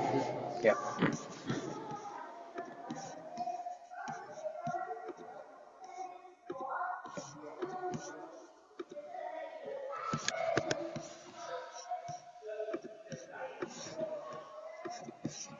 ఈ శ్లోకం మనం discuss చేసామా క్లాస్లో? చేసామా? మరి ఎలా మర్చిపోయారు మరి? ఇంకా క్లాస్లో డిస్కస్ చేయలేదు ఇది. Okay. Yeah.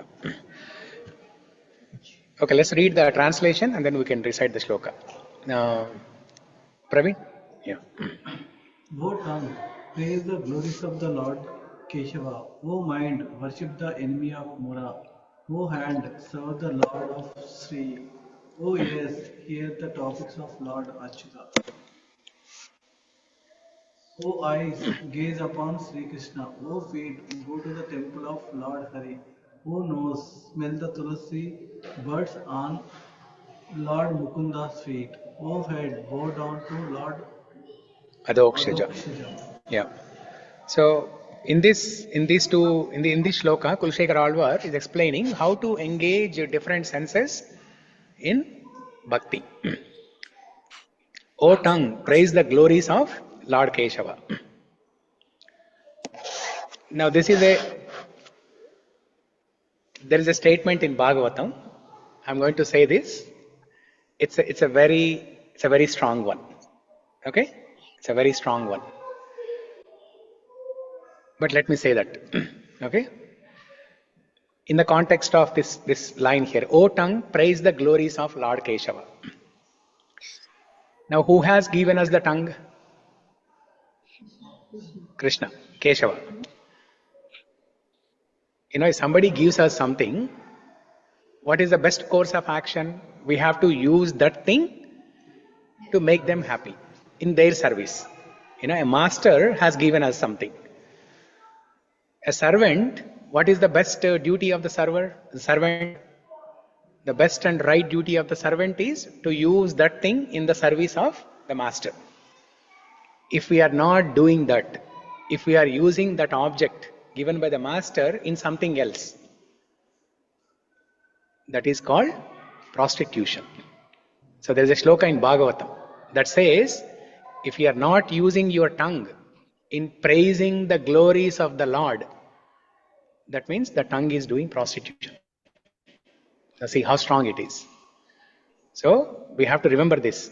Next time when we speak unnecessary topics, gossips, chit-chatting, so many unwanted things, if we hear this strong statement from Bhagavatam, we'll be cautious. Okay? O tongue, praise the glories of Lord Keshava. O mind, worship the enemy of Murari. Krishna is the killer of Mura demon. That's why he is called Murari. O mind, worship the enemy of Mura. O hands, serve the Lord of Sri Hari. O ears, hear the topics of Lord Achyuta. O eyes, gaze upon Śrī Krishna. O feet, go to the temple of Lord Hari. O nose, smell the tulasi birds. On the tulasi birds are flowers. On Lord Mukunda's feet. O head, bow down to Lord Adokshaja. Now it covers all the senses, all our senses, including mind. The five senses plus the mind, everything, and the head also. Okay, now let's recite the shloka. It's a very beautiful shloka from Mukundamala Stotra written by Kulshekar Alvar. Jihve kirtaya keshavam muraripum cheto bhaja shridaram Panidvandva samarchaya chutakata shrotradvayatvam shrunu Krishnam lokayalochanadvaya harer gachangri yugmalayam Jigragrana mukunda pada tulasi murdhannamadokshajam. Okay, so like that, there are few other shlokas in Mukundamala Stotra which talk about engaging senses in bhakti. Okay, now we'll go to the next shloka, 22. Ehi samsparsha jhaboga dukkha yonaya evate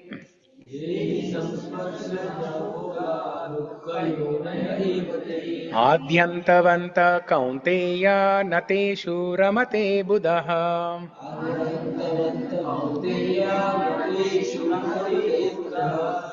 Okay. Now somebody from here.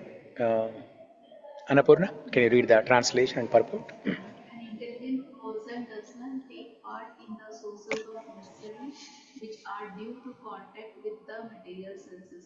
O son of fools, such pleasure have a beginning and an end, and so the wise man doesn't meditate in them. Delight. Material sense pleasures are due to the contact of material senses, which are all temporary, because the body itself is temporary. A liberated soul is not interested in anything which is temporary. Knowing well the joys of transcendental pleasures, how can a liberated soul agree to enjoy the false pleasure? In the Padma Purana, it is said, Ramante yogino nante satyanande chidatmani iti rama padenashu param brahmabhidiyate. Mystics derive unlimited transcendental pleasure from the absolute truth, and therefore the supreme absolute truth, the personality of Godhead, is also known as Rama. In Srimad Bhagavatam also, it is said, Nayam deho deha bhajam driloke kashtan kaman arhate vidbhujam ye tapo divyam putraka ena sattvam shuddhyed yasmad brahma saukyam tvanantam. my dear sons, there is no reason to labor very hard for sense pleasure while in this human form of life. Such pleasures are unavailable to the stool eaters, hogs. Rather, you should undergo penances in this life by which your existence will be purified, and as a result, you will be able to enjoy unlimited transcendental bliss.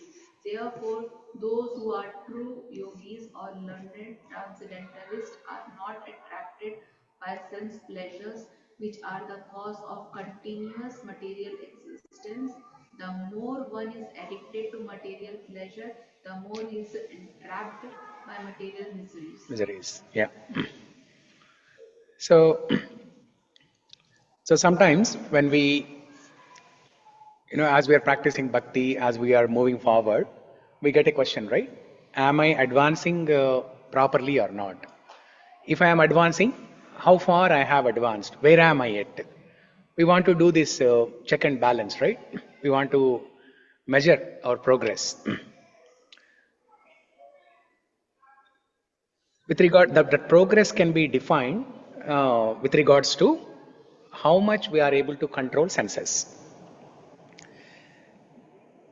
To the degree that we are able to replace sensuality with spirituality, to the degree by which we can replace sensuality. Sensuality means the desire to enjoy from external sense objects.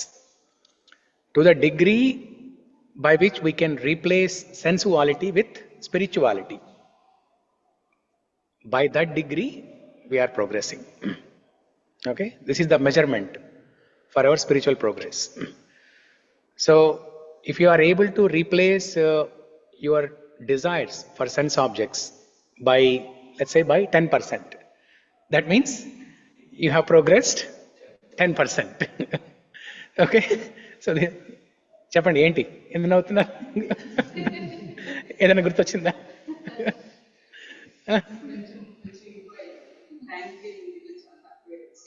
ఏంటది? ఓ improve అయింది. Thanks giving shopping తగ్గింది ఈసారి.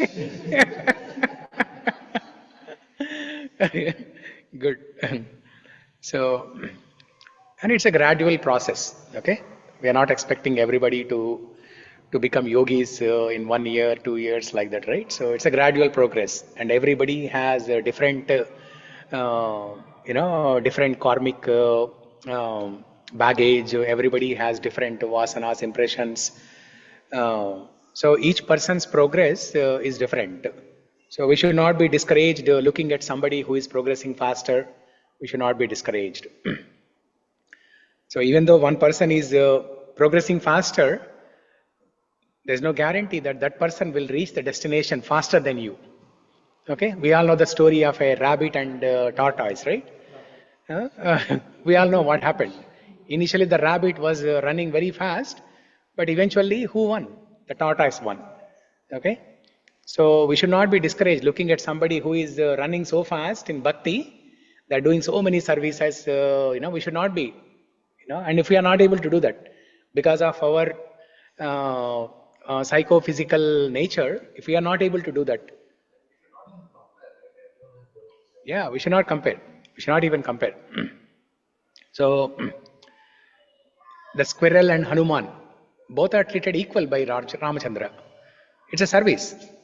Even if it is little or big, both are service. So we should not be comparing and we should not feel discouraged. So here in this shloka, Yehi samsparsha jaboga dukkha yonaya evate adhyantavanta kaunteya nateshu ramate buddha. So an intelligent person does not indulge himself in the sense objects because he knows that the sense object, they are made of matter. And what's the nature of matter? They have a beginning and end. They'll be destroyed. They have a beginning and end. Similarly, their happiness also has an expiry date. It has a beginning, it has a manufacturing date, it has an expiry date also. Okay? It's a product on the shelf. It has a shelf life. It's made of matter. It's going to end very soon. That is one point about this material objects, sense objects. And another point from this shloka, Krishna is telling that the same object that gives you pleasure will give you distress. This is the nature of matter. This is the nature of material world. And it is a universal principle. Whether it is your husband, wife, child, an object, a car, a vacation destination, a new, where is the phone? A new phone. Yeah, anything. The same thing that gave you happiness will give you distress. It's by design, it's like that. Duality of life. Duality of life. Yeah. By design, it is like this. If you look at this, Ehi samsparsha jaboga dukkha yonaya evate. Dukkha yonaya evate. Yoni means the place where it takes birth. Dukkha is the place of misery. What is the place of misery? The same object that gave you happiness. That is the place of misery. Ehi samsparsha jaboga dukkha yonaya evate adhyantavanta kaunteya nateshu ramade buddha. Buddha means one who is intelligent. One who is a learned person, one who has buddhi is Buddha. A person who is, and one who does not have intelligence, what is he called? Buddhu. Correct. Buddhu. Person who has intelligence is Buddha. Who does not have intelligence is Buddhu. आप भी सुनाते ना Buddhu. So a person who is Buddha, who has intelligence, nateshu ramate. He does not take pleasure in sense objects. He does not take pleasure in sense objects. Rather, he takes pleasure in within himself. He finds happiness within himself. An intelligent person does not take part in the sources of misery, which are due to contact with material senses. O son of Kunti, such pleasures have beginning and end. And so, wise man does not delight in them. And in the purport, in the Bhagavatam, see Bhagavatam, sometimes it can be very strong, and sometimes it can be very beautiful, very relishing. Everything is beautiful, but we only make this distinction, or we differentiate between good and bad like this, because we don't want to hear this. The previous example when I gave you, right? We don't want to hear examples like that, because we don't want to. We don't want to stop using our tongue in gossiping. We don't want to stop using our tongue in talking about unwanted things. That's why when we hear such examples, it feels very strong to us. There is another strong example from Bhagavatam 5.5.1, where it is said, "My dear sons, there is no reason to labor very hard for sense pleasure, while in this human form of life, such pleasures are available to the stool eaters, like pigs."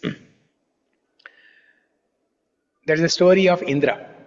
Okay, once Indra gets very proud.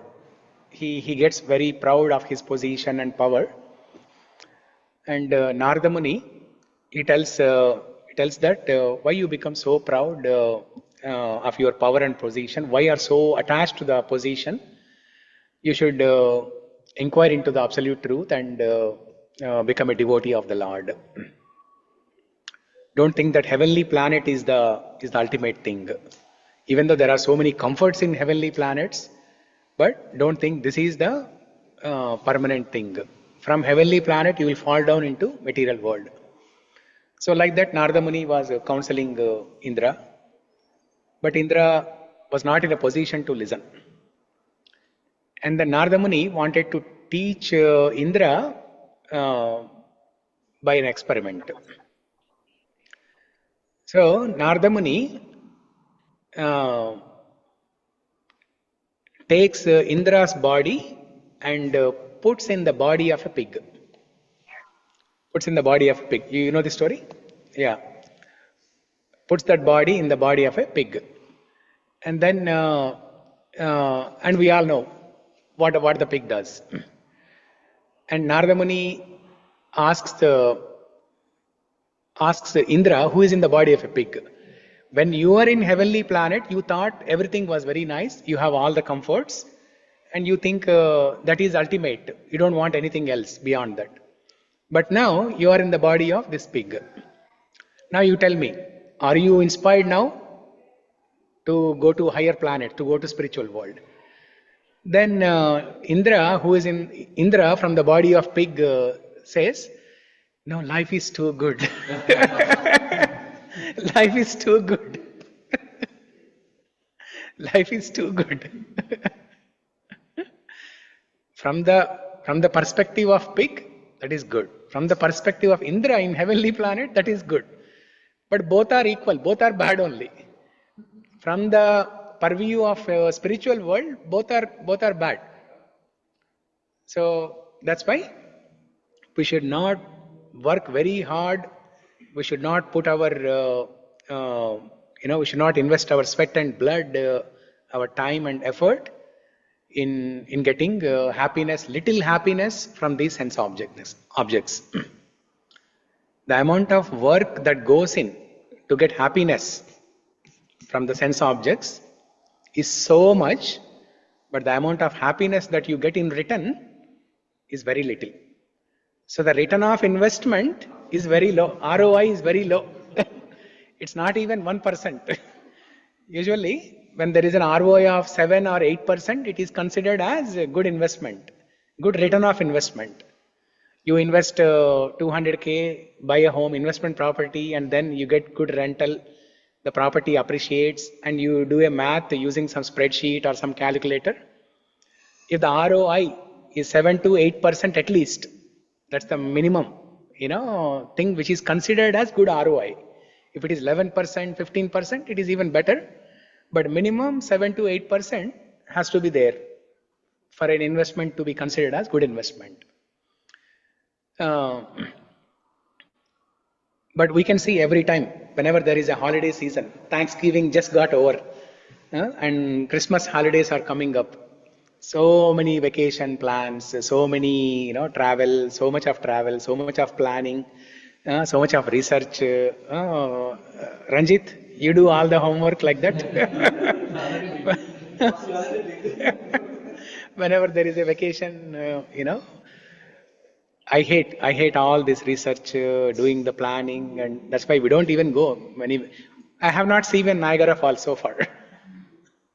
It's been 15 plus years since we came to America, but I have not seen Niagara Falls so far. So there is no ISKCON maybe near. Even if there is ISKCON nearby, I'll go to ISKCON temple and come back. I may not even see Niagara. Yeah. So, yeah.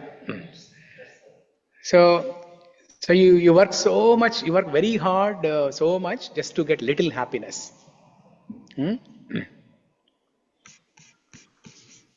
न यही संस्पर्श जाबोगा दुःख योनय एवते आद्यन्तवन्त कौन्तेय नतेषु रमते बुधः. Therefore, those who are true yogis or learned transcendentalists are not attracted by sense pleasures, which are causes of continuous material existence. The more one is addicted to material pleasures, the more he is entrapped by material miseries. That's why life in India is much better. Life in India is much better because for vacations, where do people go generally in India? Dhams only.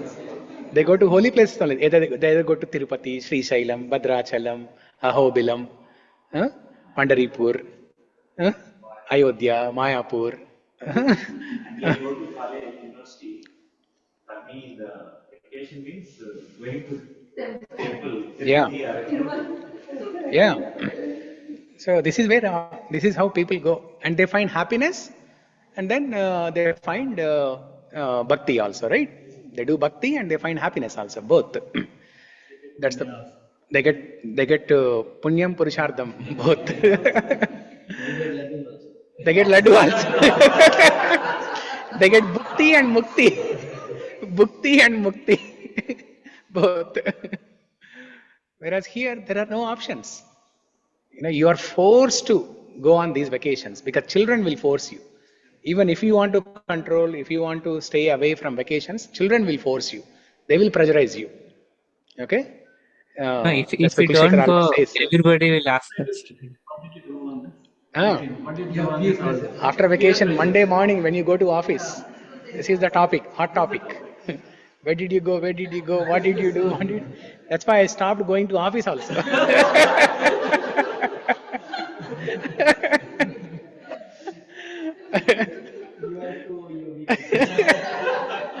I don't know about that, but I'm artificially staying away. So that's why life. So if we don't go, we will become odd man out. Naturally attracted to these holy places. You are naturally forced by the family members to go to these holy places. And that's the best thing. And there are so many temples. Every street, in front of your home only there will be a temple. Ramalayam, Hanuman temple, Shivalayam. There will be so many temples everywhere. Even if you are at home also, you can hear the bells, you can hear Vishnu Sahasranama from the mic. Yeah. And there are so many festivals throughout the year, starting from Ramanavami till, Goda Kalyanam in December, January. There are so many festivals throughout the year. So something or the other goes into your ears and you're seeing all these bhakti related things all the time. Life in India is good. So, do we have time for next shloka?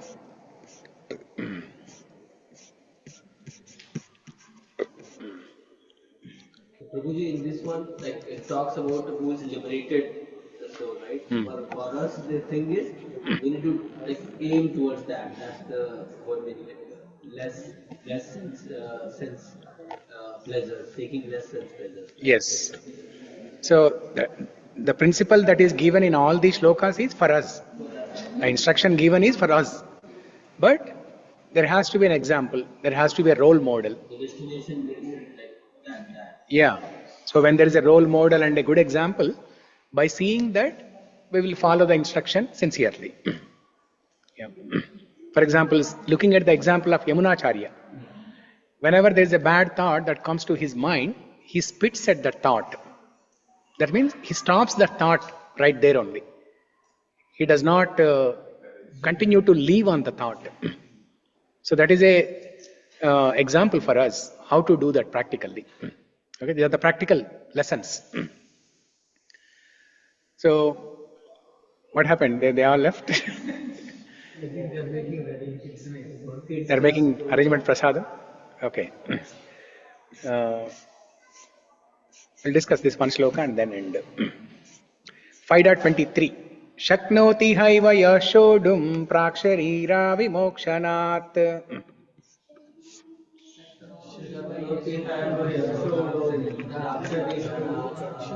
Kama krododbhavam vegam sayuktaha sasukhi naraha.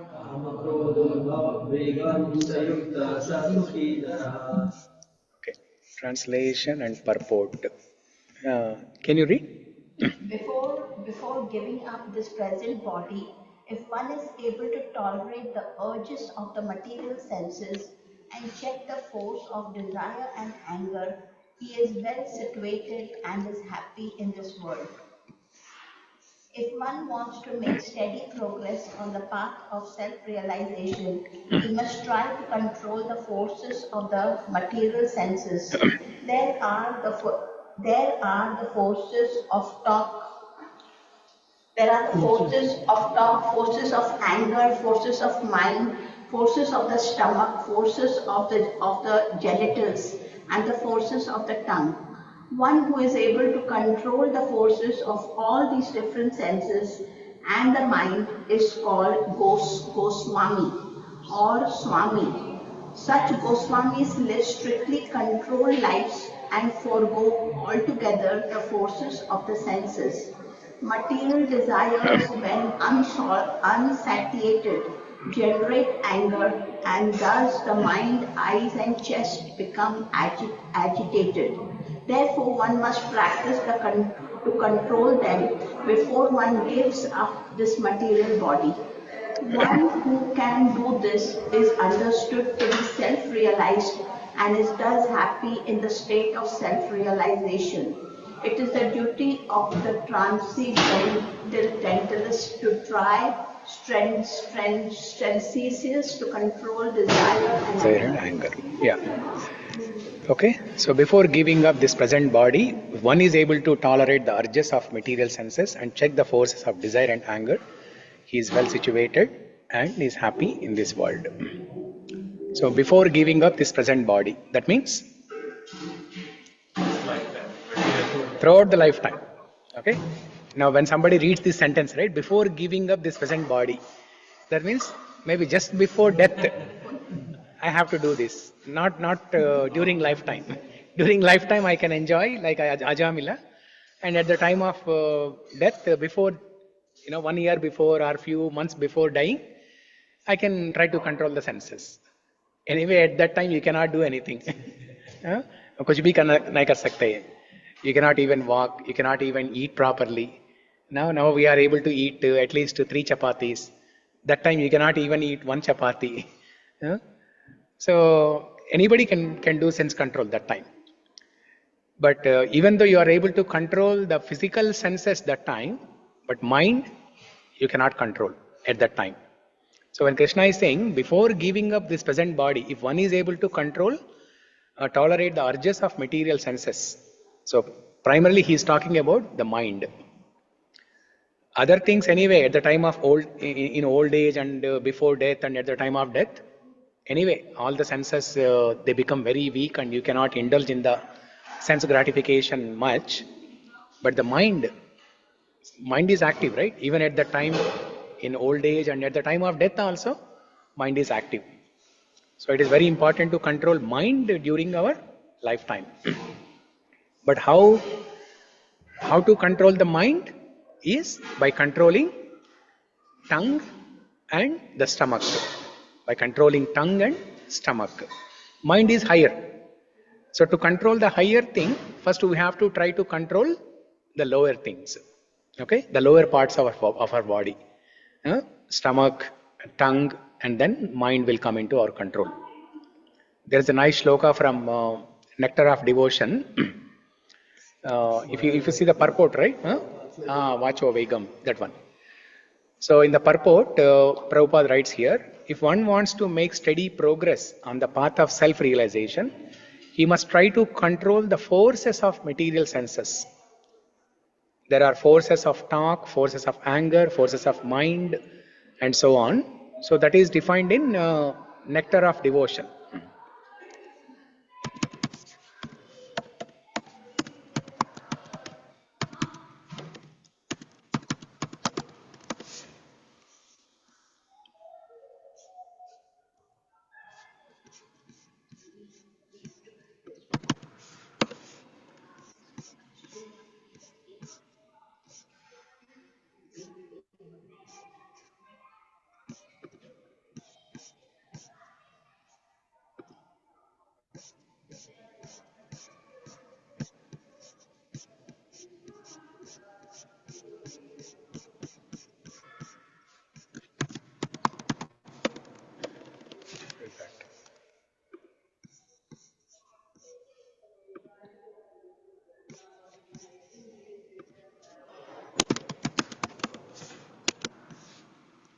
It's Upanishad, I think.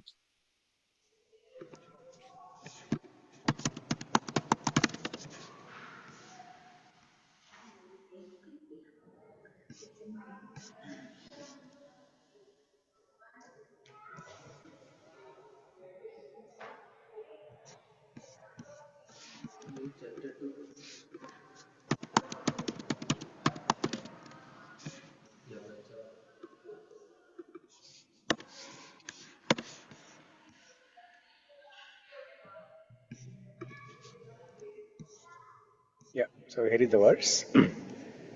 Yeah, whenever I search, the Veda base does not show properly.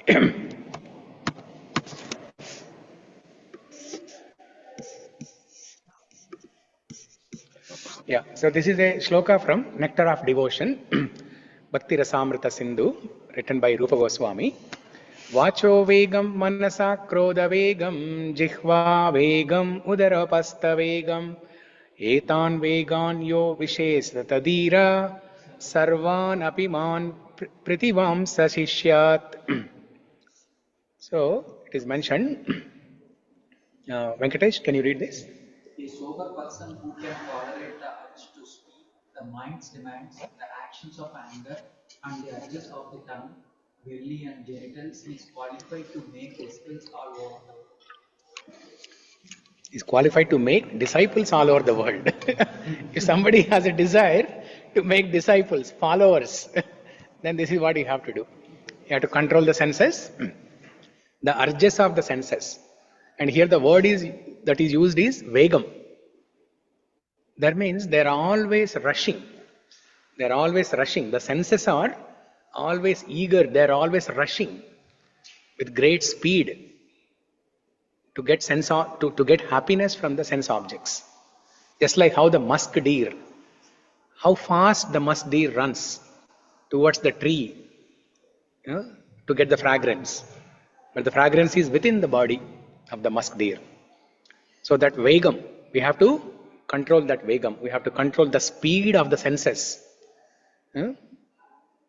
And the best beginning to control the senses is to control the senses of tongue and stomach. Tongue, stomach, and the lower parts of the body. These three are in one straight line. That's why if we control these, then other senses, including the mind, that will be in control. So, with the tongue, what do we have to do? We have to speak Krishna Katha, we have to do kirtans. We have to only talk about Bhagavad Gita, Mahabharatam, Ramayanam, Bhagavatam to others. Diet, right? Food comes not tongue. I mean, tongue has both purposes. Tongue's purpose is to taste and also to speak. Yeah. But the urge is coming from the stomach. Yeah. The vegam is coming from stomach. Yeah. Now, in order to speak Krishna Katha with our tongue, what do we have to do first? We have to hear Shravanam. So, Shravanam is the first thing. So, oftentimes people ask, is it that we have to control the senses first and then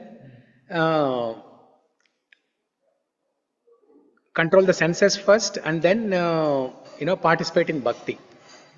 Do we have to become pure first and then practice bhakti? Or do we practice bhakti so that we become pure and then we do more seva? So with artificial efforts, it is not possible to control the senses. So you have to practice bhakti. That bhakti will purify.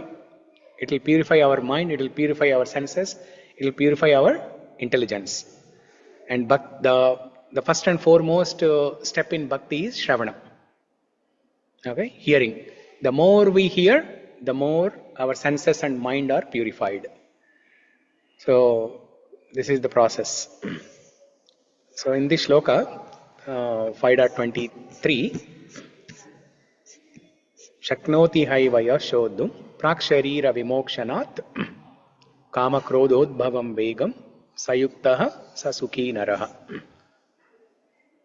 What is written in Sanskrit? It has dots and dashes above. What does that mean? So these are called diacritics.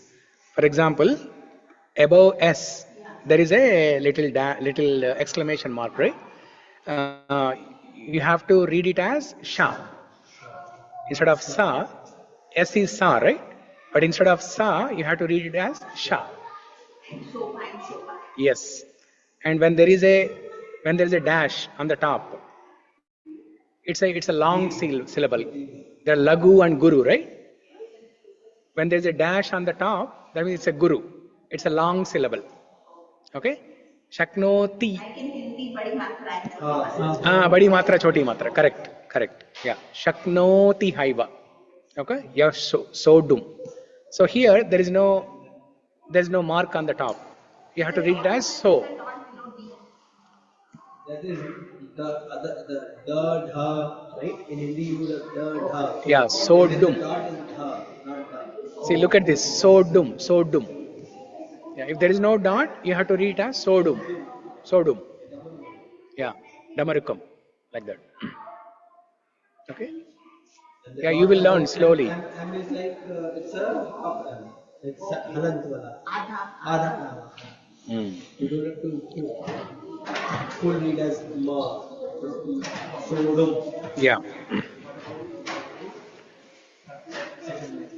Is Prabhu told, right? It's a long, it's a, what's it? Lagu and Guru. So you don't have to pause initially, like you read for longer, right? Yeah. So in the Bhagavad Gita, back of Bhagavad Gita, this guide is given. Pronunciation, this guide is given. Yeah. Okay. So, and a person who controls these senses is called Goswami. In Sanskrit, the word Go means senses. Swami means master. Master of senses is called Goswami. Controller of senses. One who has mastered the subject of controlling senses is called Goswami. Okay? Otherwise, what is he called? One who has not learnt the art of controlling senses? Huh? No. Godasa. Godasa. That means one who is serving the senses. We are serving the senses. I was going to say go seva, but then I thought like go seva. That is Goseva. Cow seva. Godasa. Goswami, the opposite is Godasa. So we are all Godasas. Okay, we need to become Goswami. Sudhakar Goswami.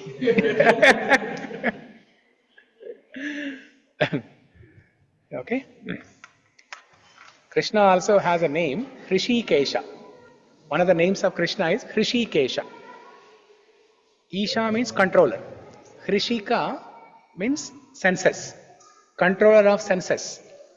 So if we serve, instead of serving our senses, if we serve the senses of Krishna, then Krishna will be happy and we will also become happy.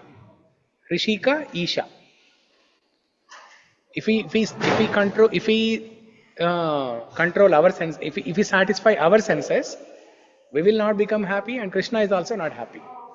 Okay? That's why we have to control, we have to serve the senses of Hrishikesha. Then everybody will be happy. Okay? So with this, we'll pause here. Any questions, comments, reflections? Anybody has?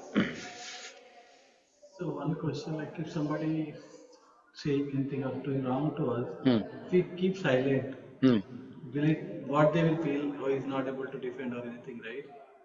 But as a Krishna conscious person, we should not say anything, just walk away, right? Yeah, no, you can say it. In the current world situation. Yeah, no, you can respond. You can respond politely. You know, you should not show anger. For example, Vidura incident, right? When Duryodhana insulted him, he did not get angry. He did not retaliate. He did not speak bad words. But he simply, he is an advanced devotee. Vidura is an exalted person. So, he simply walked away. He did not say anything. But we cannot practice, right? We cannot do that. So, instead of showing anger, instead of saying bad words, we can respond with polite words, saying that what you have done is not good. In my opinion, it's not good, and I felt bad about it. So you can respond. You can respond and express your feelings and emotions. And if they still don't listen, if that incident or situation keeps repeating, then you just maintain distance from that person. Just maintain distance from that person. Yeah. Last week we discussed 5.18, right? 5.18, what does it say? Vision of equality. Vision of equality does not mean it does not mean you have to reciprocate with everybody equally. You have to show the differentiation between human being and tiger. Simply by reading, by looking at Pandita Samadarshinaha, I have to consider all living entities as equal. I go and hug a human being. Similarly, I can go and hug a tiger. You cannot think like that. So there is a difference in the way how you reciprocate with different people of different personalities. When it comes to showing compassion, we can be equal, right? Like in terms of if a tiger also needs help, yeah, we should be ready to help. Yeah, when it comes to help or respect, you have to respect every living entity equally. Whether a person is a meat eater or a person is a brahmana, you have to respect them equally. But reciprocation, different. Based on how they are interacting with you, you have to reciprocate accordingly. If a person in the mode of goodness is speaking palatable words to you, okay, then you have to reciprocate in that way. And if a person is in the mode of ignorance and passion, if they are speaking harsh and rude, okay, then you you still respond with polite words, and if that is continuing, you just maintain distance. Yeah. So this is how you have to handle it. Yeah. So the eating cookie or chocolate, right? So, Oh yeah, we did not discuss that, right? Yeah. So before coming into bhakti, a person they had a desire to eat everything and anything, okay, and unlimited quantity also. But after coming into bhakti, they have cut down on so many things and they are only eating prasadam. What is offered to Krishna, we are only eating that. And gradually, and there is a saying in it, there is a famous thing in ISKCON, right? They say, right, eat prasadam. As much as you eat, you eat. As much as you want, you eat prasadam.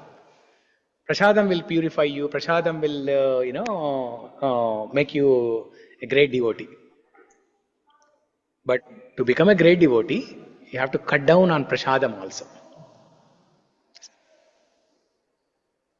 Just to encourage people, they say in ISKCON, they say that you have to eat prasadam. But how much to eat? That you have to use your intelligence. In the beginning stage, to get inspiration, to get motivation, to get taste in bhakti, yes, you can eat as much as you can. But as you are advancing, as you are progressing, you have to cut down on the quantity of prasadam also. You have to eat what is needed for the body, limited.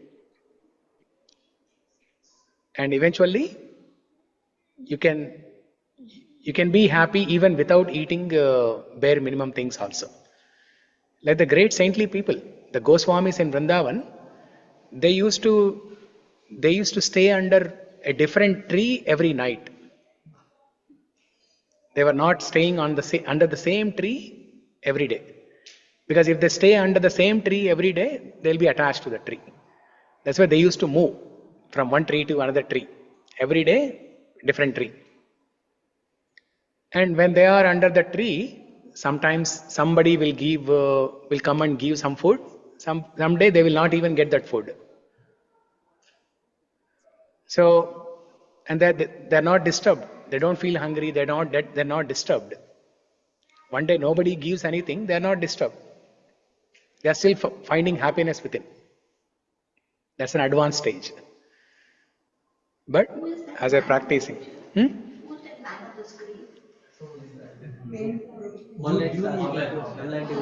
online. Yeah. So only one person is online? no, There are two. some pictures are Yeah, Sri Lakshmi is there, Venugopal is there. Yeah, two of them are I there. can see only that one picture.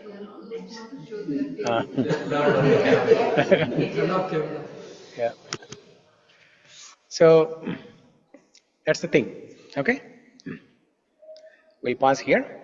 Tantara Srimad Bhagavad Gita ki jai, Srila Prabhupada ki jai, Ananda Koti Bhakta Vrinda ki jai. Jai Krishna. You want to sing something? Oh, this shloka? Okay, wait. Yeah. Yes.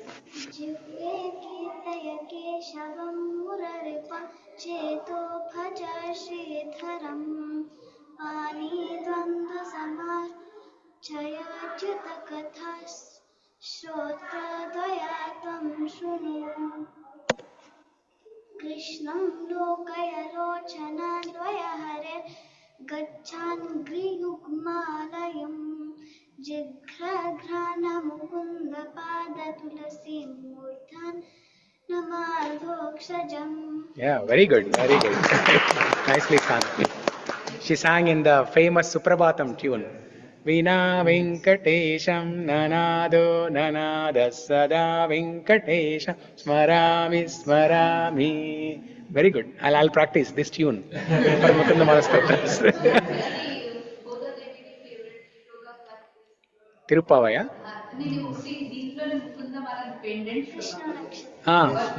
Yeah. The crest jewel. Krishno Rakshatu Notragat. कृष्णो रक्षतु no जगत्र सदा कृष्णेन किल शत्रवो विनिहितः कृष्णाय तस्मै नमः कृष्णादेव समुत्थितं जगदिदं कृष्णस्य दासोऽस्म्यहम् कृष्णे तिष्ठति विश्वमेतदखिलं कृष्ण रक्षस्व माम्. Hey, very good. And because you sang so well, I have a gift for you. You like Jagannath, right? Yeah. See, she always has Jagannath in her hand. Yeah, right hand. Yeah. Yeah. Okay, bag lo pettuko.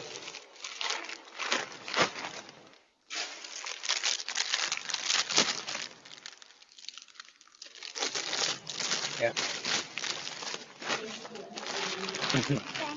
Good. You're welcome. Okay. So thank you everyone online. Hare Krishna, Venugopal, Sri Lakshmi. See you next week. Yeah. Hare Krishna.